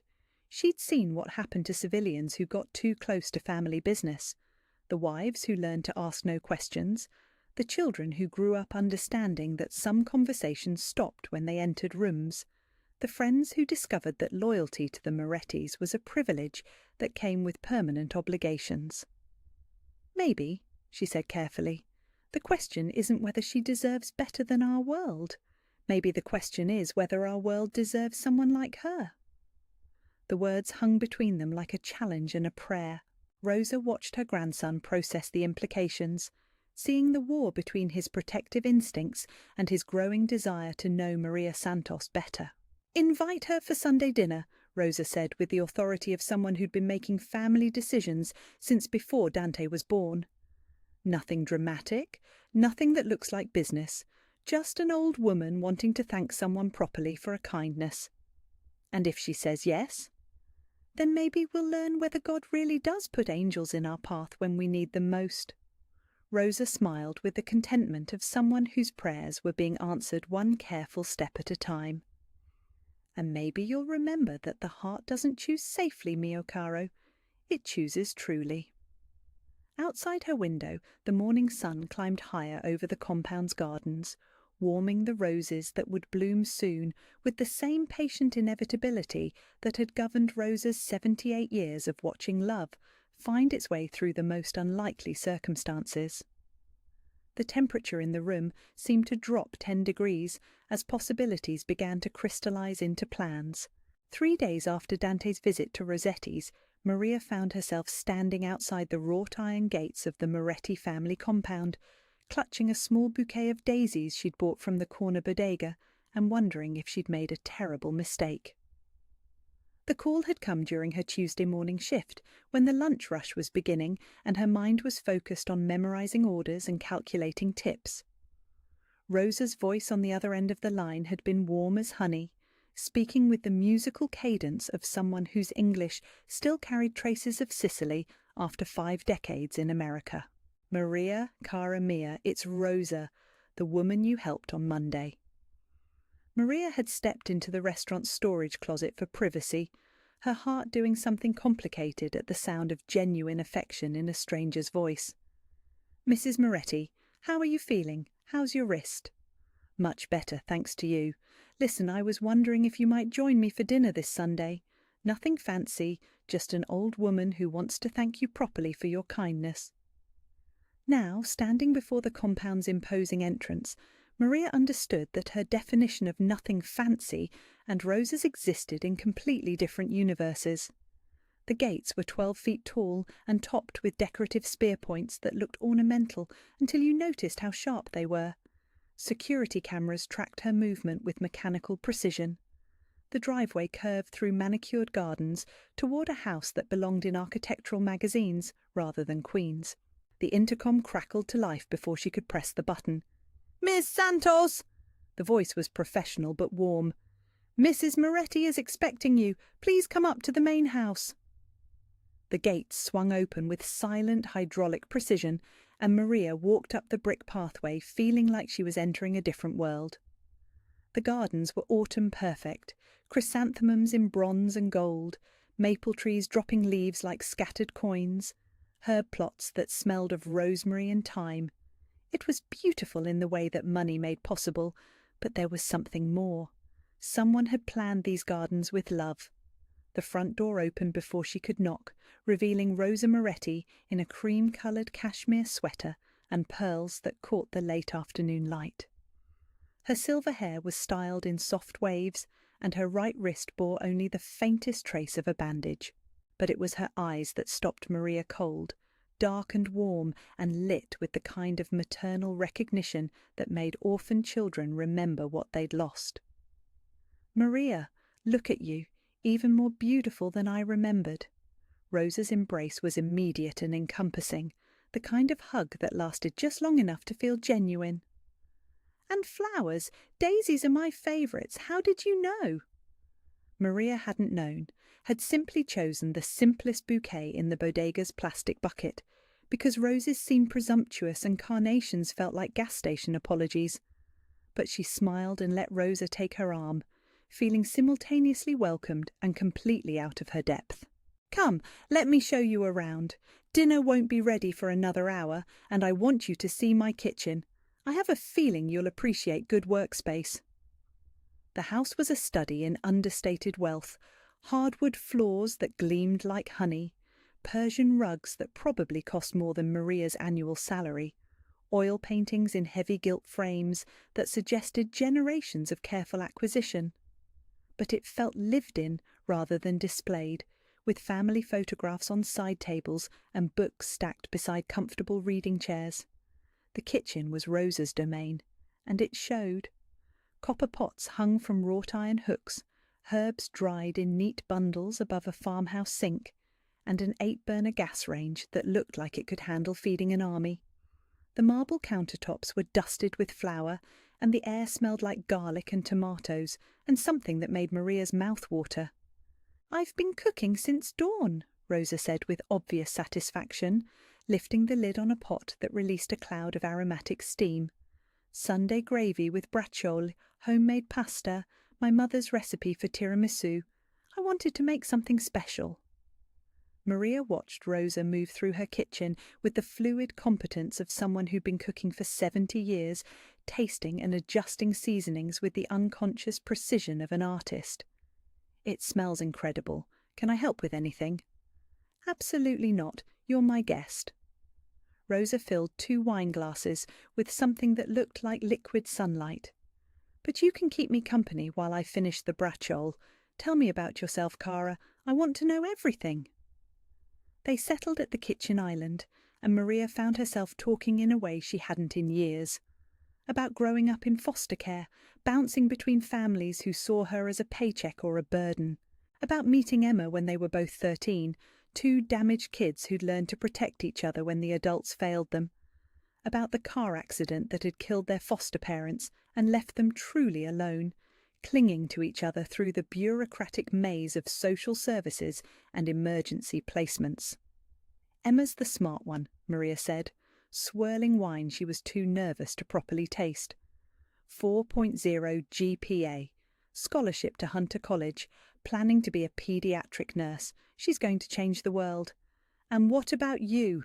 Rosa's voice held the gentle insistence of someone who wouldn't accept deflection. "What are your dreams, Maria?" The question hit harder than it should have. Maria couldn't remember the last time someone had asked about her dreams, rather than her circumstances. "I used to want to finish nursing school, help people, make a difference, but life got in the way." "Life got in the way, or you put life aside for someone else?" Maria met Rosa's eyes and saw understanding that went bone deep. Emma needed someone to co-sign her loans, to be her emergency contact, to make sure she had a stable address. "I was 18 and working 2 jobs, but I was all she had, so I made choices." "Sacrifices," Rosa corrected gently. "You made sacrifices. There's a difference." The timer chimed, and Rosa moved to check the oven with practiced efficiency. As she bent to examine the braciole, Maria noticed the way her movements had the particular care of someone whose bones carried the memory of recent injury. Without thinking, Maria stood to help, taking the heavy pan from Rosa's hands and setting it on the cooling rack. "Your wrist," Maria said. "You shouldn't be lifting anything that heavy yet. The ligaments need time to heal properly." Rosa smiled with maternal approval. "There's the nurse I heard about. How did you learn so much about medicine?" "Community college mostly, and necessity." Maria checked the brachiole with the professional eye she'd developed during her brief time in nursing school. "When you're responsible for someone else's health, you learn fast." "Show me." Rosa's request was simple, but her eyes held the particular intensity of someone conducting an interview disguised as conversation. Maria examined Rosa's wrist with gentle competence, checking range of motion and testing for residual swelling with the same careful attention she'd shown on the sidewalk 3 days earlier. Her touch was confident but respectful, the hands of someone who'd learned that healing required both knowledge and kindness. "Range of motion is good, swelling's down significantly, you're healing well." Maria looked up to find Rosa watching her with an expression she couldn't quite read. "But you should still avoid heavy lifting for another week or 2. "Good advice." Rosa squeezed Maria's hand with her uninjured fingers. "You have healing hands, Cara. It's a gift." The front door opened with the particular authority that meant someone important had arrived. Maria heard male voices in the foyer, one of them familiar enough to make her stomach do something complicated. "That would be Dante," Rosa said, with the satisfied expression of someone whose plans were proceeding exactly as intended. "He always comes for Sunday dinner." Dante entered the kitchen like he belonged there, kissing Rosa's cheek with the natural affection of someone who'd been doing it since childhood. He wore dark jeans and a charcoal sweater that probably cost more than Maria's rent, but the expensive clothes couldn't hide the way his shoulders relaxed when he was home. "Nonna, something smells—" He stopped when he saw Maria, his expression shifting from casual familiarity to something more guarded. "Maria, I didn't know you were joining us." "I invited her," Rosa said with the innocent tone that meant she was plotting something. "An old woman gets lonely eating by herself." "I can go," Maria said quickly, suddenly feeling like she'd walked into the middle of a family moment where she didn't belong. "I don't want to intrude on your dinner." "Nonsense." Rosa's voice carried the authority of someone who'd been settling family disputes for 70 years. "You're not intruding, you're keeping me company. Besides, I made enough food for 8 people. Dante, make yourself useful and open another bottle of the Chianti." For the next hour, Maria found herself drawn into the easy rhythm of Sunday dinner at the Moretti house. Rosa directed the kitchen like a general commanding troops, assigning tasks that somehow made Maria feel useful rather than intrusive. Dante moved through his grandmother's domain with the casual competence of someone who'd been helping with family dinners since he was tall enough to reach the stove. "Maria was just telling me about her nursing background," Rosa said as they carried dishes to the dining room. "Did you know she was studying pediatrics before she had to leave school?" "I didn't know that." Dante's voice held genuine interest as he helped Maria navigate the heavy serving bowls. "What made you choose pediatrics?" "Kids can't hide when they're hurt," Maria said, settling into the chair Rosa indicated. "Adults will lie about pain, pretend they're fine when they're not. Children just tell you the truth." "The truth can be dangerous," Dante observed, serving Bratchel with the careful attention of someone who'd learned to read people's reactions. "Sometimes lies are kinder."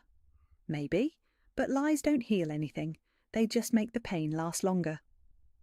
The conversation continued through dinner, flowing between light family stories and deeper philosophical discussions with the natural rhythm of people who genuinely enjoyed each other's company. Maria learned that Dante had inherited the family import business from his grandfather, that Rosa had taught herself to read English by studying recipe books, that Sunday dinners had been a family tradition for 3 generations. "Maria, tell Dante about your sister," Rosa encouraged as she served tiramisu that looked like it belonged in magazine photos. "Emma sounds remarkable." Maria found herself describing Emma's academic achievements with the proud affection of someone who'd sacrificed everything to make them possible. How Emma had tested into accelerated programs despite their unstable childhood. How she'd graduated valedictorian from a struggling public school.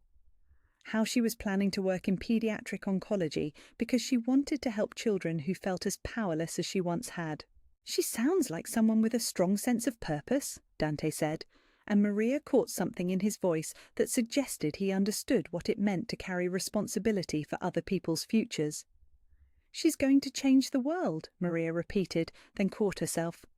"Sorry, I know I sound like a broken record about Emma's potential." "You sound like someone who loves her family," Rosa corrected gently. "There's nothing to apologise for." As the evening wound down, Maria helped clear dishes despite Rosa's protests, moving through the kitchen with the unconscious efficiency of someone accustomed to restaurant work.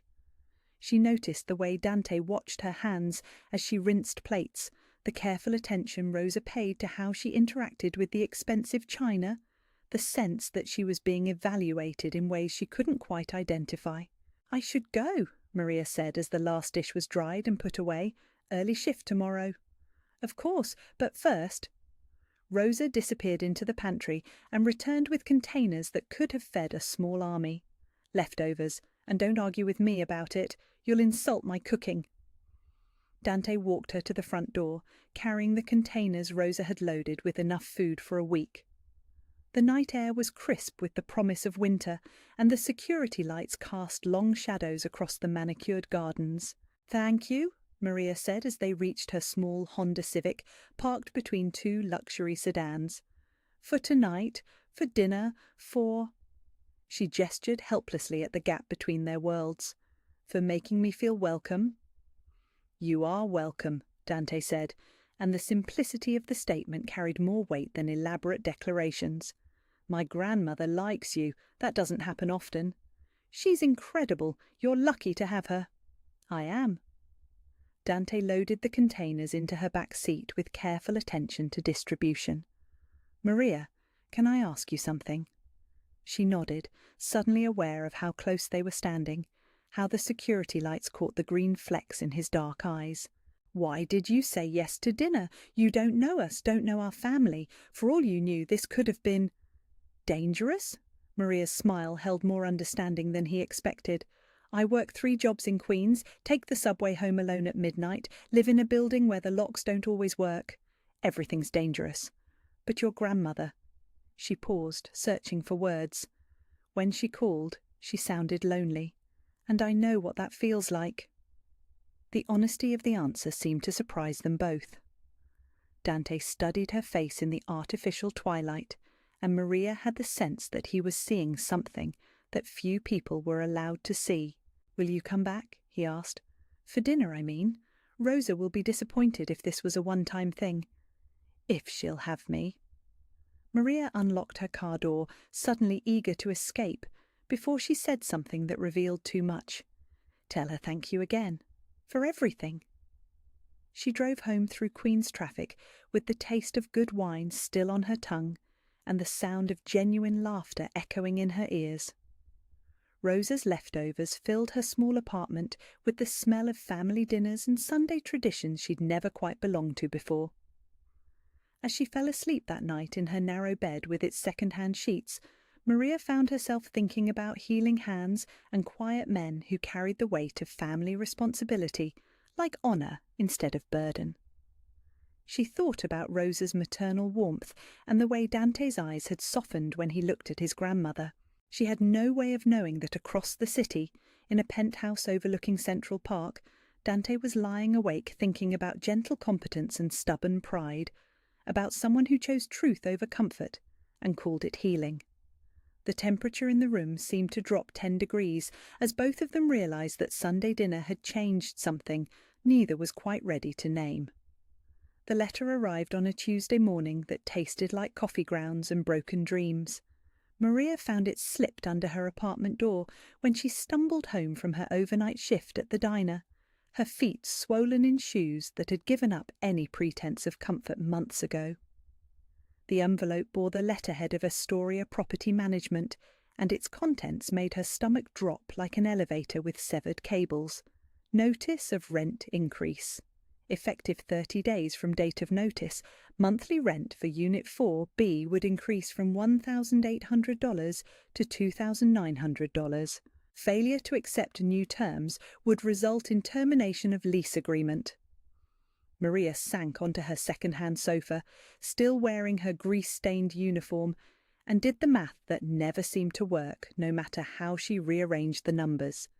Even working 3 jobs, waitressing at Rossetti's, overnight shifts at the diner, weekend catering gigs that left her hands raw from washing dishes, she barely cleared $2,400 a month. After Emma's tuition payments, groceries, utilities, and the minimum payments on credit cards that had kept them afloat during Emma's senior year of high school, there was nothing left. Less than nothing. Her phone rang with the particular urgency that meant emergency, and Emma's name appeared on the cracked screen like a harbinger of fresh disaster. "Maria!" Emma's voice carried the careful control of someone trying not to panic. "I just got an email from the financial aid office. There's been a problem with my spring semester funding." Maria closed her eyes and leaned back against cushions that still smelled like the previous tenant's cigarette habit. "What kind of problem?" "Budget cuts. They're reducing need-based aid across all programs. I owe an additional $3,200 by Friday, or I lose my enrollment status." Emma's voice cracked on the last words. "I'm so sorry, Maria. I know you're already doing everything you can." The number hit Maria like a physical blow. $3,200. More than she made in a month.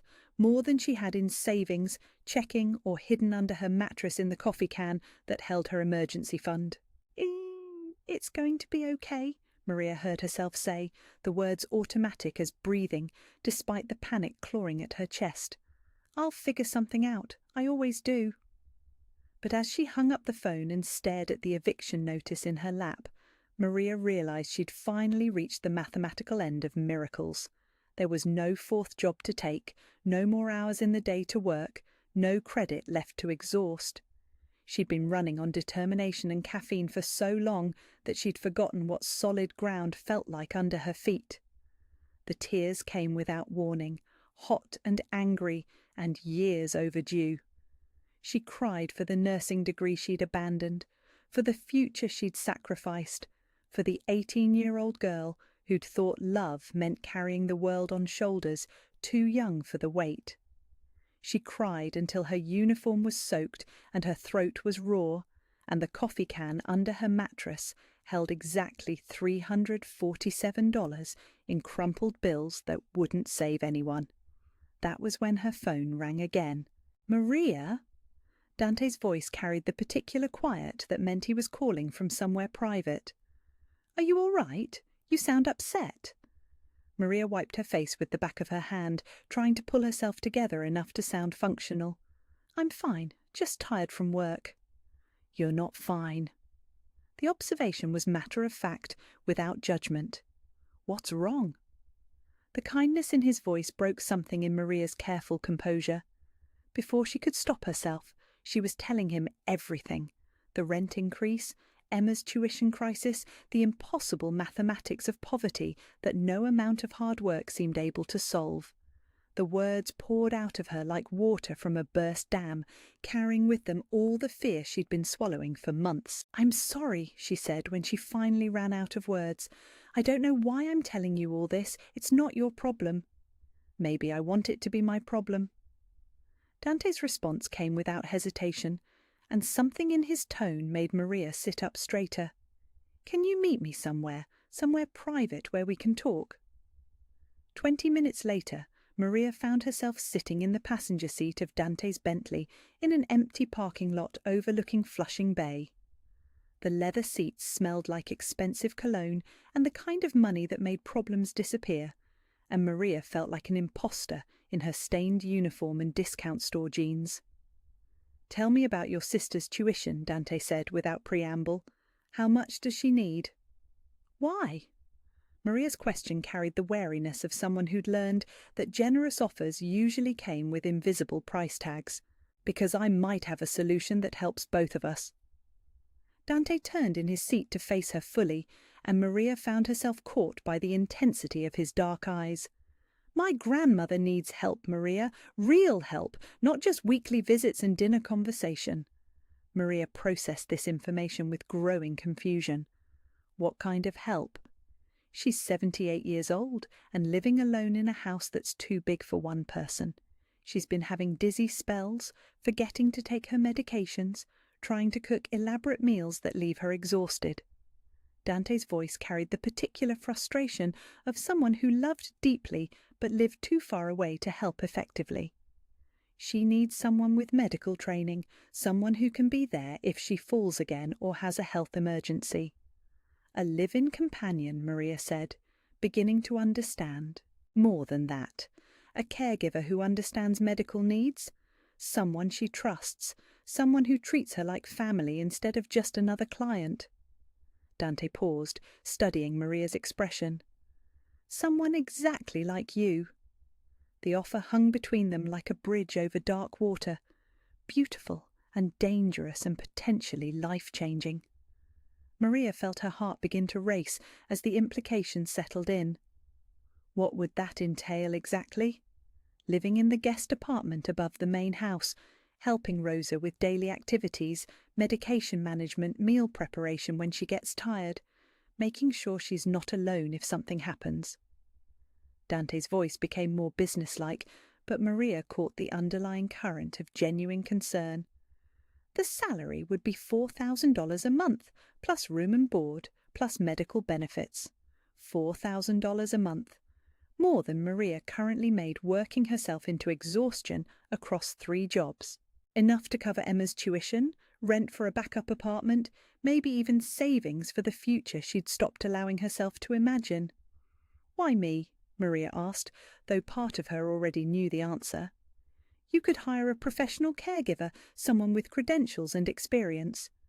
"I could hire someone with a degree, yes, but I can't hire someone who looks at my grandmother like she matters, who helps strangers without calculating the cost, who has gentle hands and a heart big enough to care about people she's known for a week." Dante's words carried the weight of careful observation. Rosa likes you, Maria. More than that, she trusts you. In my family, trust is the rarest currency. Maria stared out at the dark water of the bay, watching lights from passing planes reflect off the surface like fallen stars. The rational part of her mind catalogued all the reasons this was dangerous territory. Accepting help from people whose world operated by rules she didn't understand, entering into obligations that might be harder to leave than to accept, trusting her future to the kindness of strangers who had power she couldn't match. But the desperate part of her mind, the part that had been calculating and recalculating impossible numbers for months, whispered about Emma's tuition and stable housing and the luxury of sleeping more than 4 hours a night. "There's something you should know," Maria said finally, turning to meet Dante's gaze directly. "I don't have my nursing degree. I completed 2 years of training before I had to drop out, but I never finished the program. If you need someone with official credentials—" "I need someone who knows how to help people heal," Dante interrupted gently. "Everything else is just paperwork." The simple faith in his voice was almost harder to accept than charity would have been. Maria had spent so many years being valued only for what she could do, how many tables she could serve, how many shifts she could cover, how many problems she could solve, that being valued for who she was felt like speaking a foreign language. "And Emma?" she asked. "The education benefits you mentioned?" "Full tuition coverage for family members pursuing medical or educational degrees. Emma could finish her nursing program without student loans, without the financial stress that's been killing both of you." Dante's smile held genuine warmth. "My grandmother has always believed in investing in young people with potential." "I would need to keep some independence," Maria said, testing the boundaries of this impossible offer. "I can't be someone's employee 24 hours a day. I need to maintain my own identity, my own choices. Of course, the apartment comes with a separate entrance, a private kitchen if you want to cook for yourself, your own space when you need it." Dante leaned forward slightly, his expression intent. "This isn't about ownership, Maria. It's about partnership. Rosa needs care. You need stability. Sometimes the best solutions serve everyone involved." Maria closed her eyes and tried to imagine a life where she wasn't constantly calculating whether she could afford groceries, where Emma's education was secure, where she could use her medical training to help someone who genuinely needed it, instead of just serving coffee to people who barely acknowledged her existence. "When would you need an answer?" she asked. "Take whatever time you need. But Maria?" Dante reached across the space between them and covered her hand with his, the contact warm and surprisingly gentle. "You wouldn't be accepting charity. You'd be providing a service that my family genuinely needs. There's no shame in letting people help you when you've been helping everyone else." The kindness in his voice was almost harder to bear than the desperate mathematics of her current situation. Maria had been carrying the weight of other people's needs for so long that she'd forgotten what it felt like to have someone offer to share the load. "I need to talk to Emma," she said finally. "Make sure she understands what this would mean, where I'd be living, who I'd be working for." "Of course. And Maria?" Dante squeezed her hand gently before releasing it. "Whatever you decide, my grandmother will understand. She's lived long enough to know that sometimes the right choice is the hardest one to make." As Dante drove her home through Queen's traffic that seemed lighter somehow, Maria found herself thinking about healing hands and second chances, about the difference between charity and partnership, about the possibility that sometimes angels appeared wearing expensive suits and offering exactly the lifeline you'd been too proud to pray for.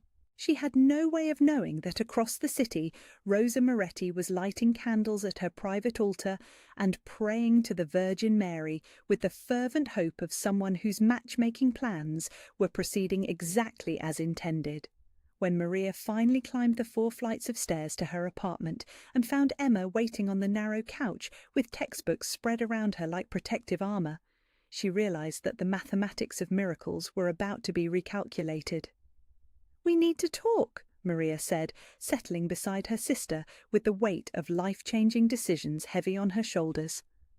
The temperature in the room seemed to drop 10 degrees as possibilities began to crystallize into the kind of choice that would transform everything they thought they knew about their future.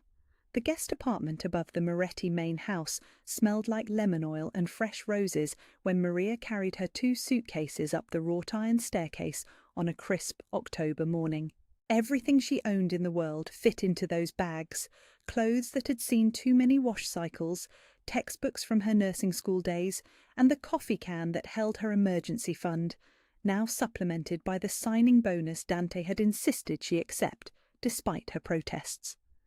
Rosa had been waiting at the top of the stairs with the kind of maternal excitement that made Maria's chest tight with recognition.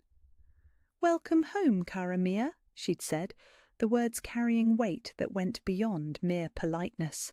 Home. Maria stood in the doorway of what would be her sanctuary and tried to process the impossibility of it.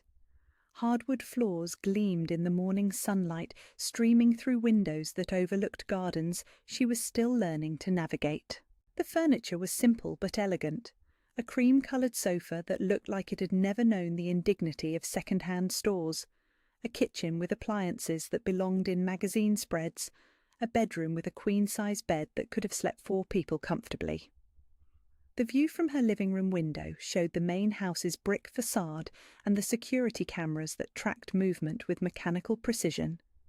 She'd noticed the bulletproof glass during her first night, the weight of the windows that suggested they were built to withstand more than weather. But it was the details that revealed the true nature of this place: motion sensors disguised as decorative lighting, guards who dressed like gardeners, the particular way conversations stopped when strangers passed too close to the property line.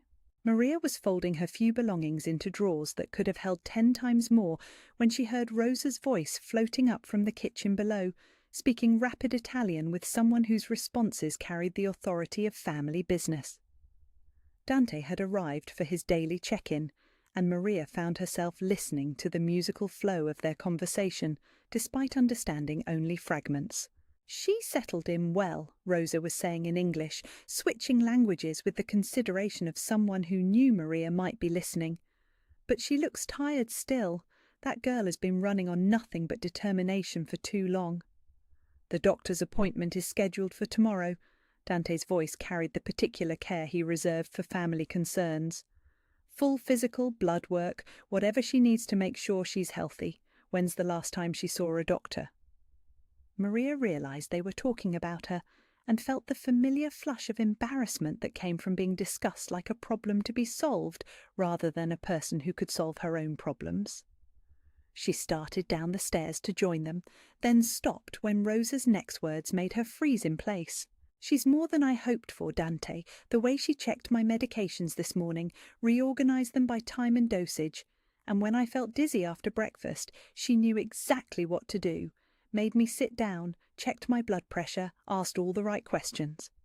Rosa's voice held maternal pride mixed with professional approval. "She has the instincts, the knowledge.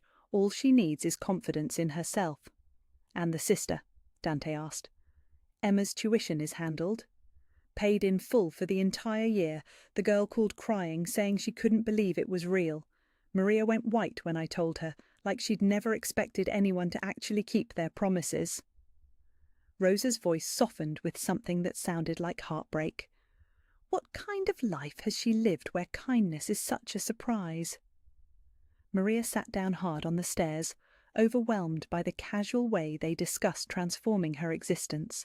In 3 days, her world had shifted from mathematical desperation to security she'd never imagined possible. Emma could focus on studying instead of working nights at the campus bookstore. Maria could sleep without calculating whether she could afford both electricity and groceries. The relief was so profound it felt dangerous, like trusting too much too fast. "There's something else," Dante said, his voice dropping to the particular quiet that meant family business. "Marco ran background checks on everyone in a 6-block radius after the incident with Nonna last week.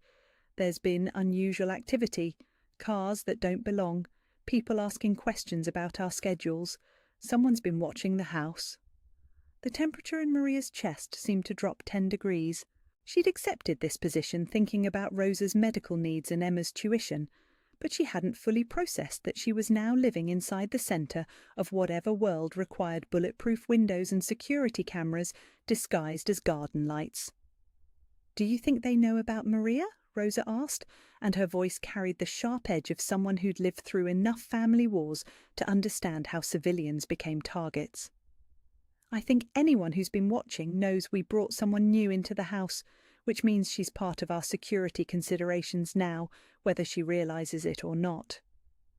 Maria stood slowly and continued down the stairs, her footsteps announcing her presence before the conversation could venture into territory she wasn't ready to understand. Both Rosa and Dante looked up as she entered the kitchen, their expressions shifting to the careful courtesy reserved for family members who needed protection from certain kinds of knowledge. "Good morning," Maria said, settling at the kitchen island where Rosa had laid out enough breakfast to feed a small army. "I heard you mention a doctor's appointment." "Just a routine physical," Rosa said, with the smooth deflection of someone who'd been managing family information for decades. "Part of your benefits package, we want to make sure you're taking as good care of yourself as you take care of everyone else." Maria accepted this explanation while filing away the fragments of conversation she'd overheard. Security considerations, background checks, someone watching the house.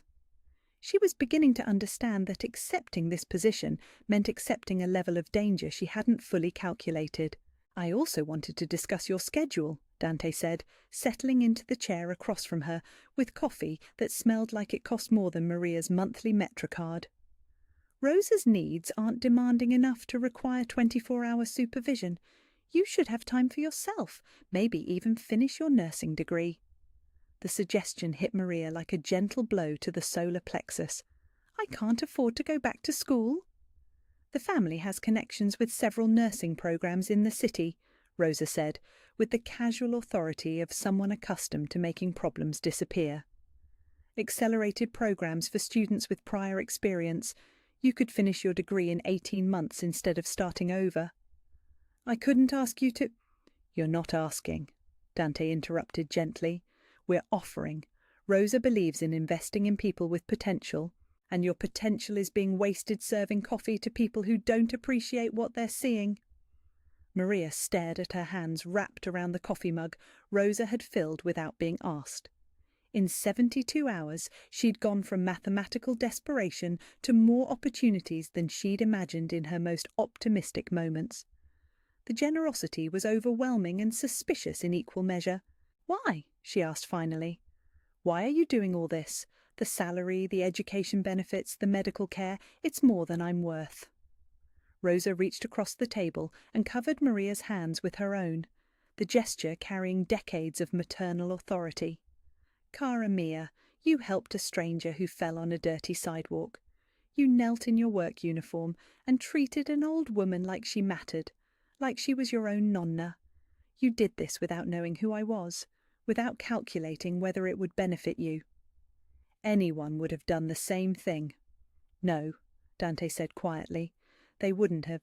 I watched 6 people walk past my grandmother before you stopped. 6 people who decided that someone else's emergency wasn't their problem." The weight of their attention was almost harder to bear than poverty had been. Maria had spent so many years being invisible that being seen, really seen and valued, felt like speaking a foreign language. "There are rules," Dante continued, his voice taking on the particular authority that meant family business.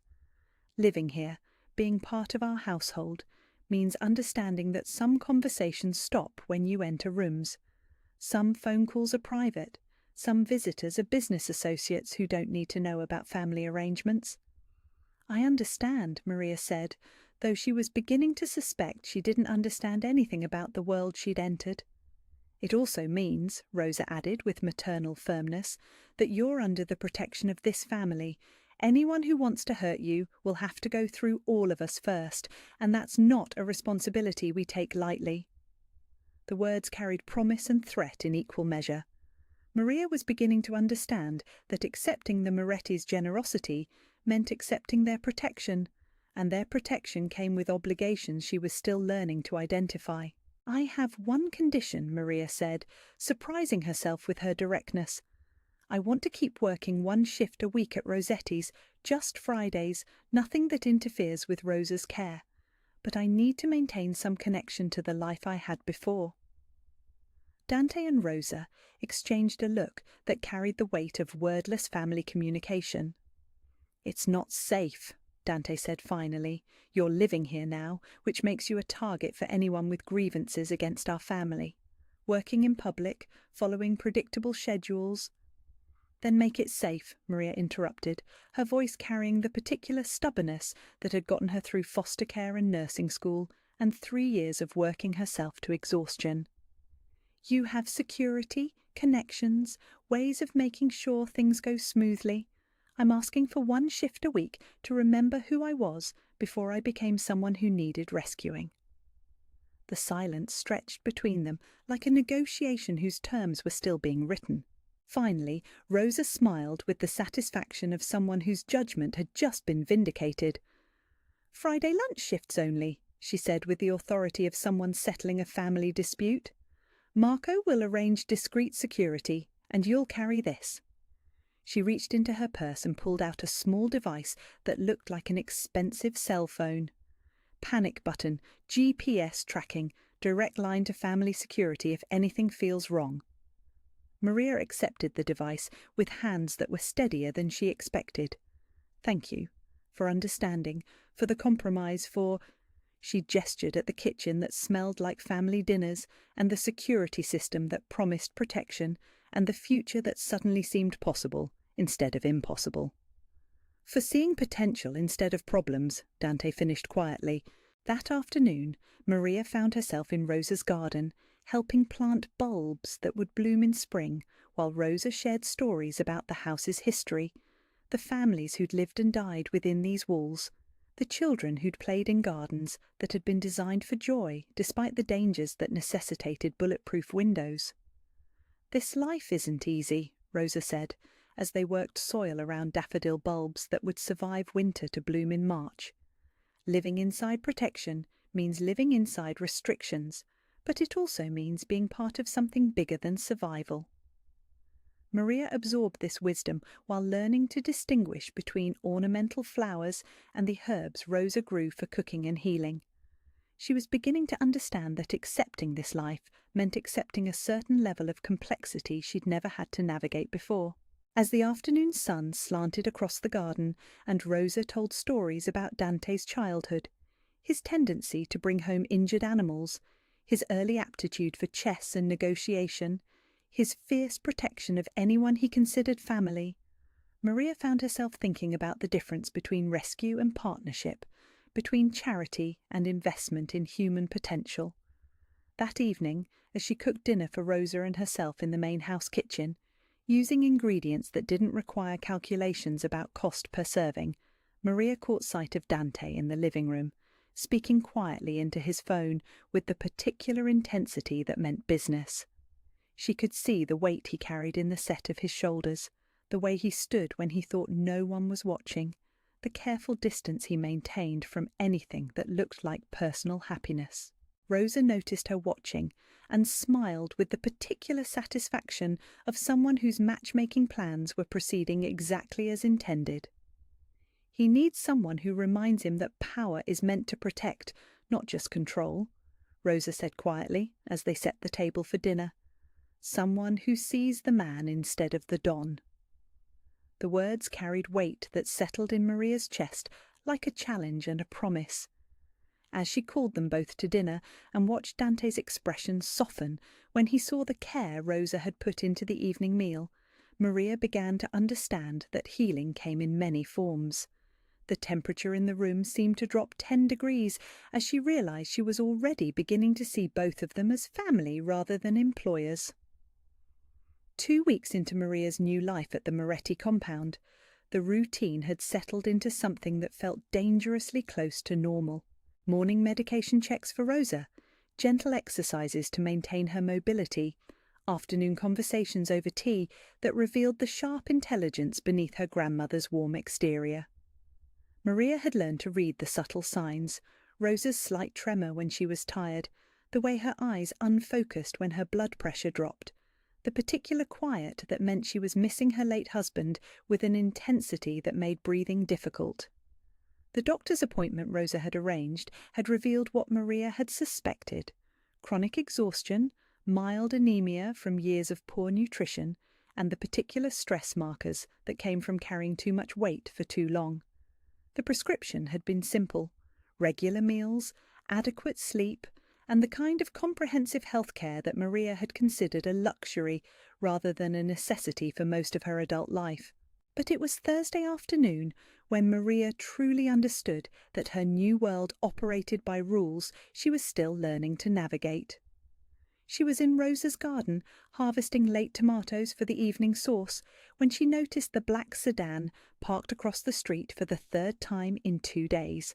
The same car, the same tinted windows, the same careful distance that suggested professional surveillance rather than casual neighborhood activity.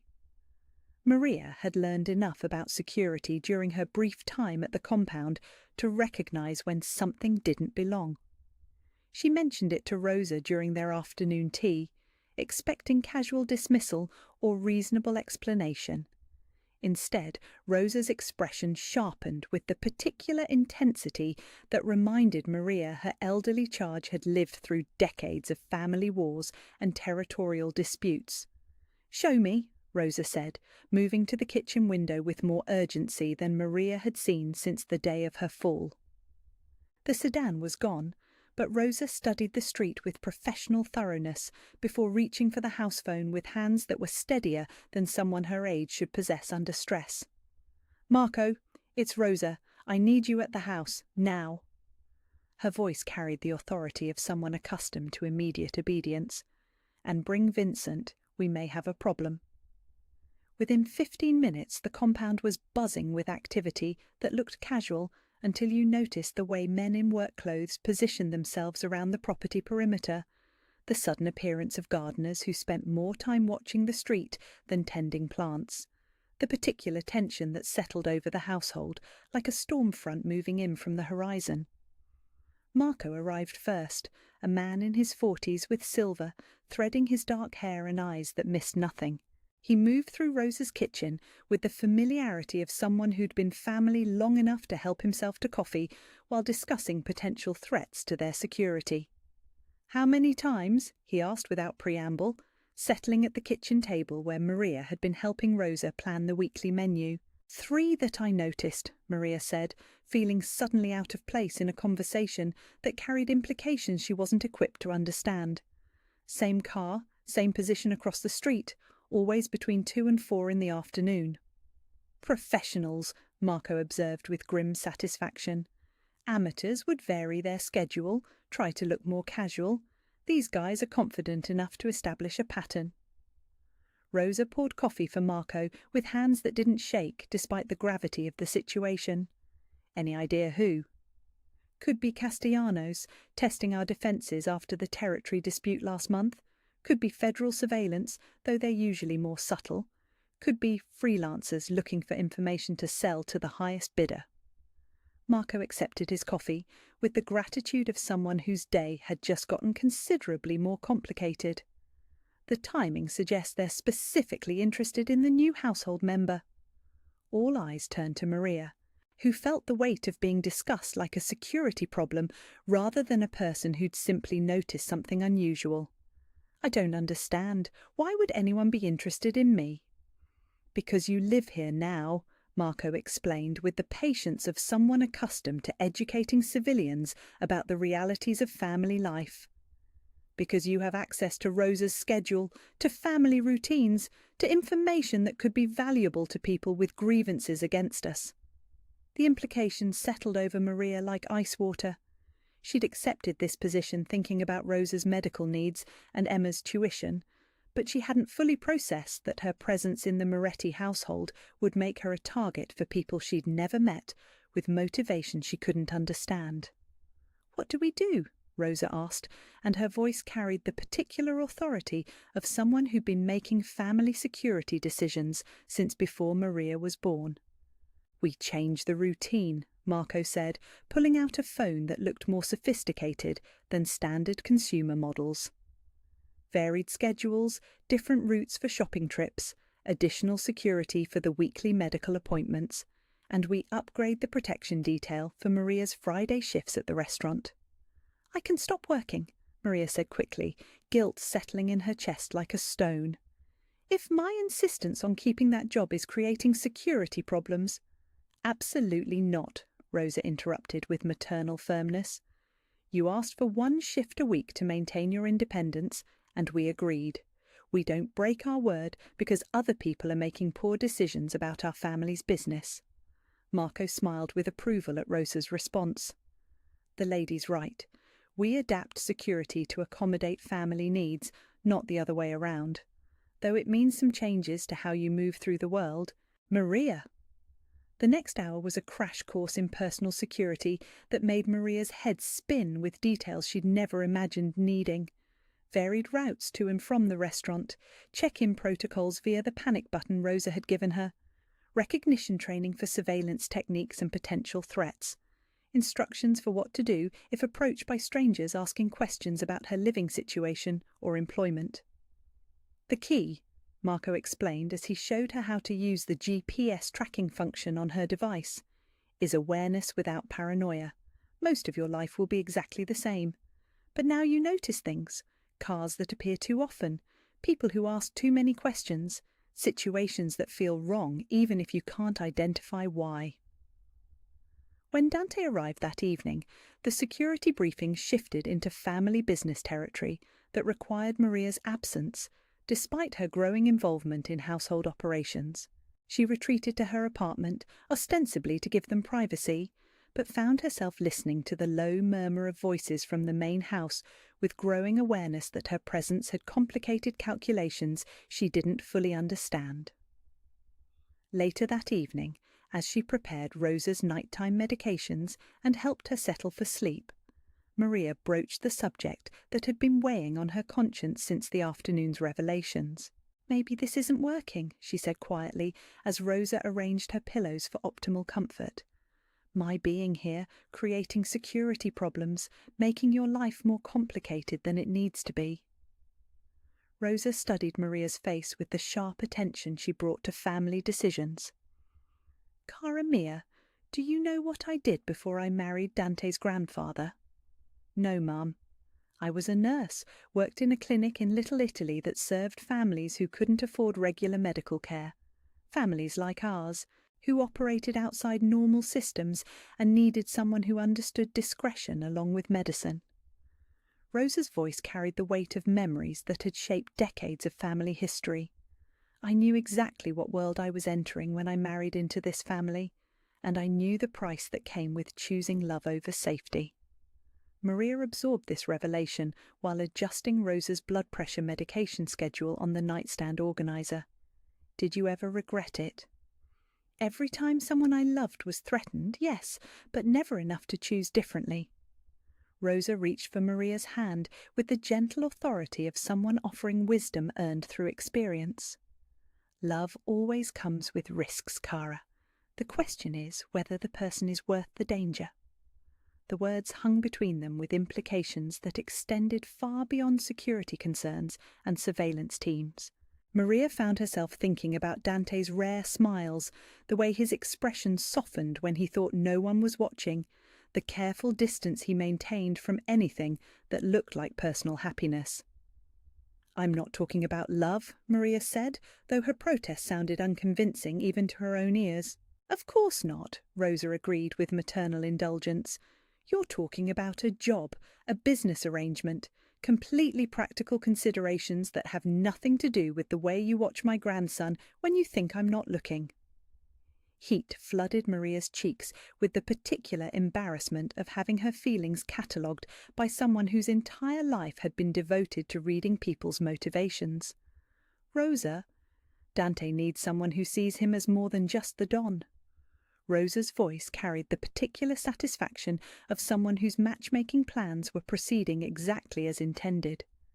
And you need someone who values your heart as much as your competence. Maria helped Rosa settle under covers that smelled like lavender and old roses, trying to process the evening's revelations about surveillance and security, and the growing certainty that her feelings for Dante were becoming more visible than she'd intended. "The security problems will be handled," Rosa continued, as Maria checked the nightstand one final time to ensure everything Rosa might need was within reach. "Marco is very good at making problems disappear, but the question of what you want from this life, that's something only you can answer." As Maria turned off the bedside lamp and prepared to retreat to her own apartment, Rosa's voice followed her into the darkened hallway. "Cara mia, in my experience, the most dangerous thing isn't falling in love with someone whose world includes risks. The most dangerous thing is spending your life wondering what would have happened if you'd been brave enough to try." Maria climbed the wrought iron stairs to her apartment, with Rosa's words echoing in her mind and the taste of possibility sharp on her tongue. Through her living room window she could see Dante's silhouette in the main house study, phone pressed to his ear as he handled whatever business required his attention at 10 o'clock on a Thursday night. She thought about surveillance teams and security protocols, about the difference between safety and protection, about the way Dante's eyes had looked when he'd realized she was genuinely concerned about creating problems for his family, rather than excited about the drama of living inside their world.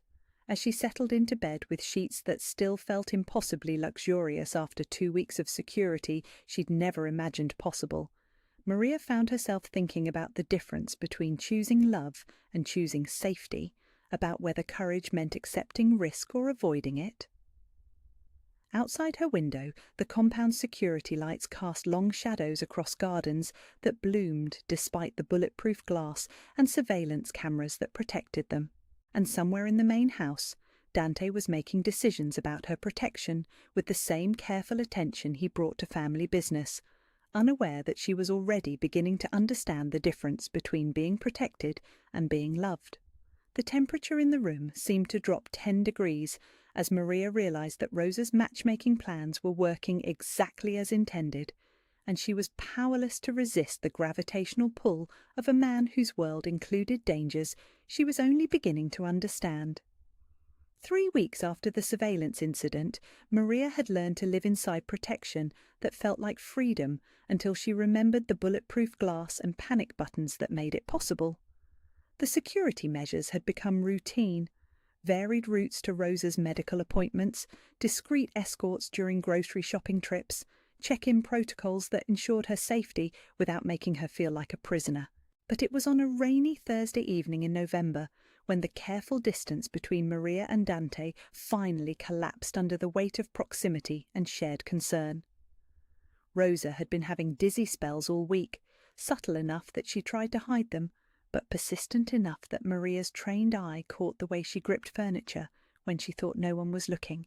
The careful way she moved through familiar rooms that suggested her inner ear was betraying the balance she'd maintained for 7 decades. "We should call your doctor," Maria said as she helped Rosa settle into her favourite armchair after dinner, noting the slight tremor in hands that were usually steady as stone. "I'm fine, Cara, just tired." Rosa's protest carried the particular stubbornness of someone who'd spent 78 years refusing to acknowledge physical weakness. "It's this weather. Rain always makes my joints ache." Maria checked Rosa's blood pressure with the monitor they'd installed in the living room, frowning at numbers that confirmed her growing concern. "Your pressure's elevated. When's the last time you had your medication adjusted?" "Last month. Dr. Patterson said everything looked fine." "Dr. Patterson doesn't live with you. He doesn't see the way you've been moving this week." Maria settled beside Rosa's chair, using the gentle firmness she'd learned worked best with stubborn patients. "I think we should have him take another look, maybe run some additional tests." Rosa studied Maria's face with the sharp attention she brought to family decisions. "You're worried." "I'm being careful. There's a difference." Maria reached for Rosa's hand, noting the slight coolness that suggested circulation issues. Dizzy spells in someone your age can indicate several things: medication interactions, blood pressure fluctuations, inner ear problems. Most of them are easily treatable if we catch them early. And if we don't catch them early? Maria met Rosa's gaze directly, refusing to soften the truth with false comfort. Then they become falls, and falls at your age become fractures, hospital stays, complications that could have been prevented. The honesty seemed to satisfy Rosa more than reassurance would have. She squeezed Maria's hand with surprising strength. "Call Dr. Patterson in the morning, set up whatever tests you think we need." That was when Dante walked in, shaking rain from his coat and carrying the particular tension that meant family business had required his personal attention. He took one look at Maria's expression and Rosa's position in the chair and immediately shifted into protective mode. "What's wrong?" His voice carried the quiet authority that made problems disappear, but Maria caught the underlying current of genuine fear that he couldn't quite hide. "Just some dizzy spells," Rosa said with the casual dismissal of someone trying to prevent panic. "Maria wants me to see the doctor again." Dante's attention focused on Maria with laser intensity. "What kind of dizzy spells? How long? What do you think is causing them?"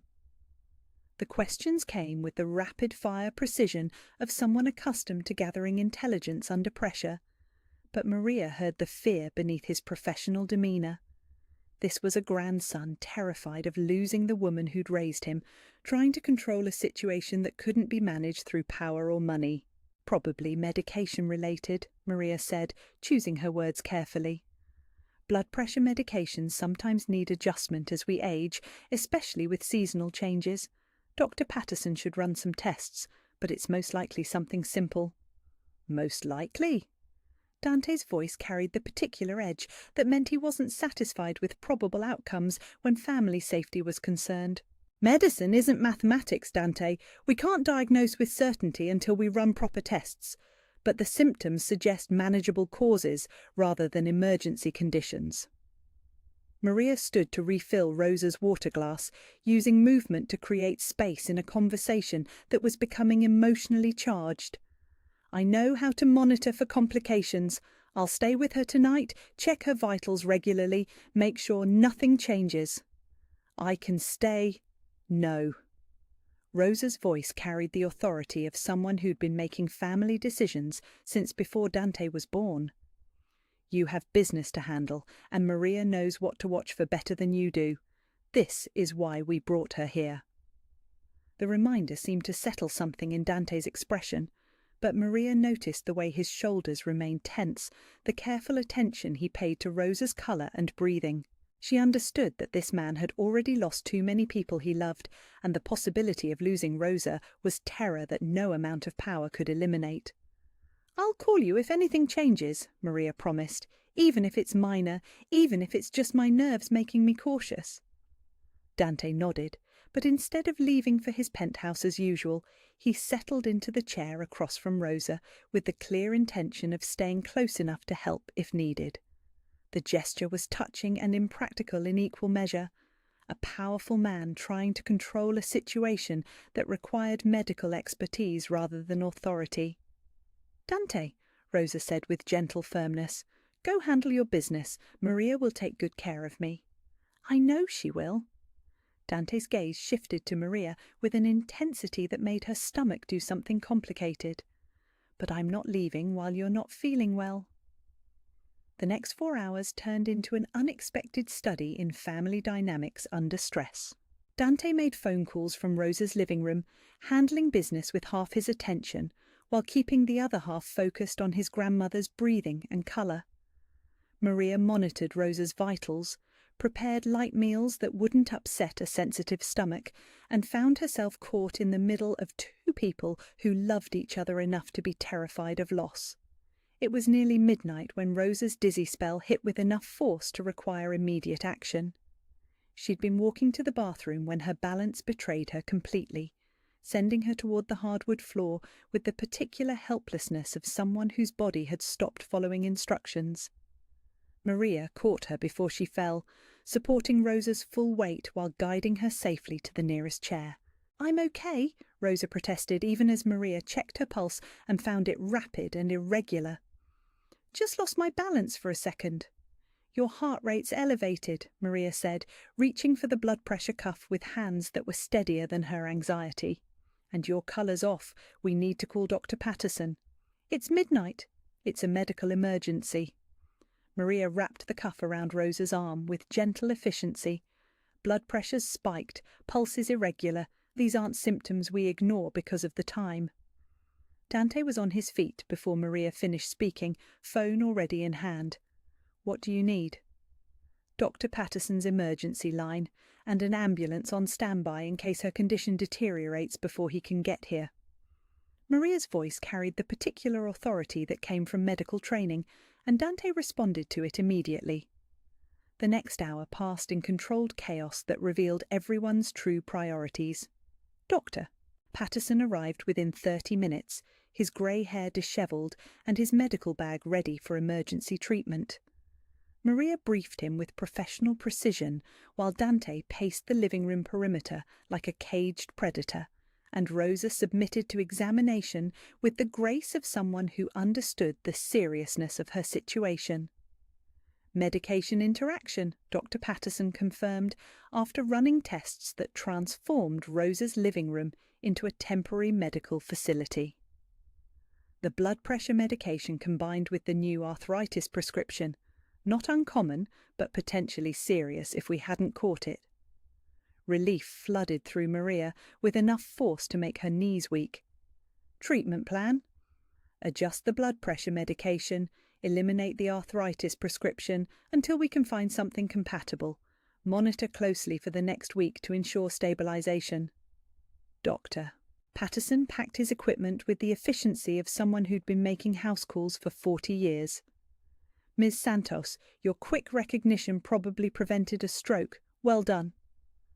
After Dr. Patterson left and Rosa was settled safely in bed with adjusted medications and careful monitoring instructions, Maria found herself alone with Dante in the living room that still smelled like medical supplies and shared fear. Thank you, Dante said quietly, settling on the sofa beside her with exhaustion written in every line of his body. For knowing what to do, for acting quickly, for... He gestured helplessly at the space where crisis had been averted through competence rather than power. It's what I'm here for. Maria accepted the glass of wine he offered, though her hands were still shaking slightly from adrenaline and relief. Medication interactions are tricky, especially with elderly patients. That's why she needed someone with medical training. You probably saved her life tonight. The weight of his gratitude was almost harder to bear than the emergency had been. Maria had spent so many years being valued only for what she could do: serve tables, wash dishes, work multiple jobs without complaint, that being valued for her knowledge and competence felt like speaking a foreign language. Anyone with proper training would have recognized the symptoms, she said. But you're the one who was here. You're the one who caught it. Dante shifted closer on the sofa, close enough that she could smell his cologne mixed with the particular tension that came from crisis management. In my world, competence like that is rare.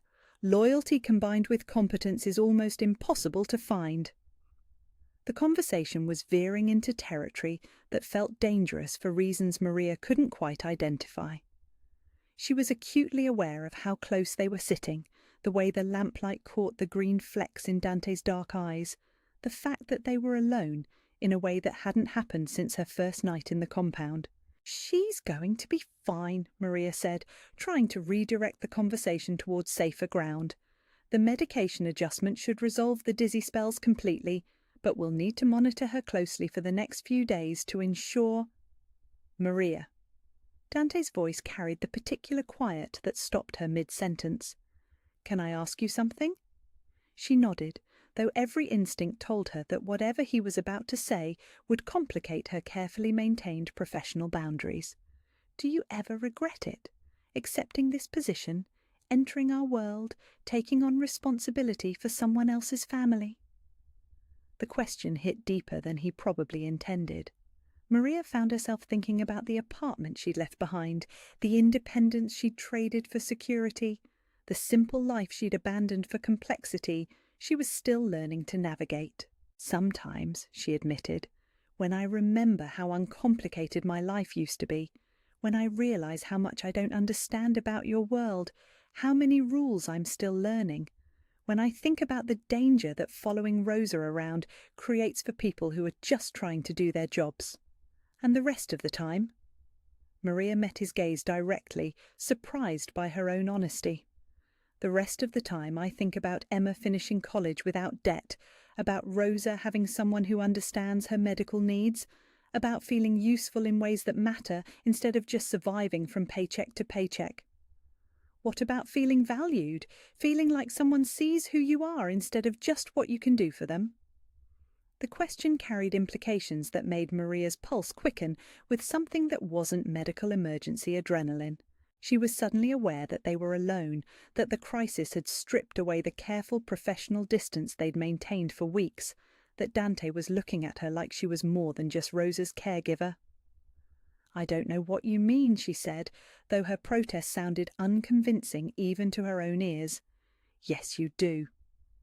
Dante reached across the space between them and touched her hand, the contact warm and electric and completely inappropriate given their family arrangement. "You know exactly what I mean."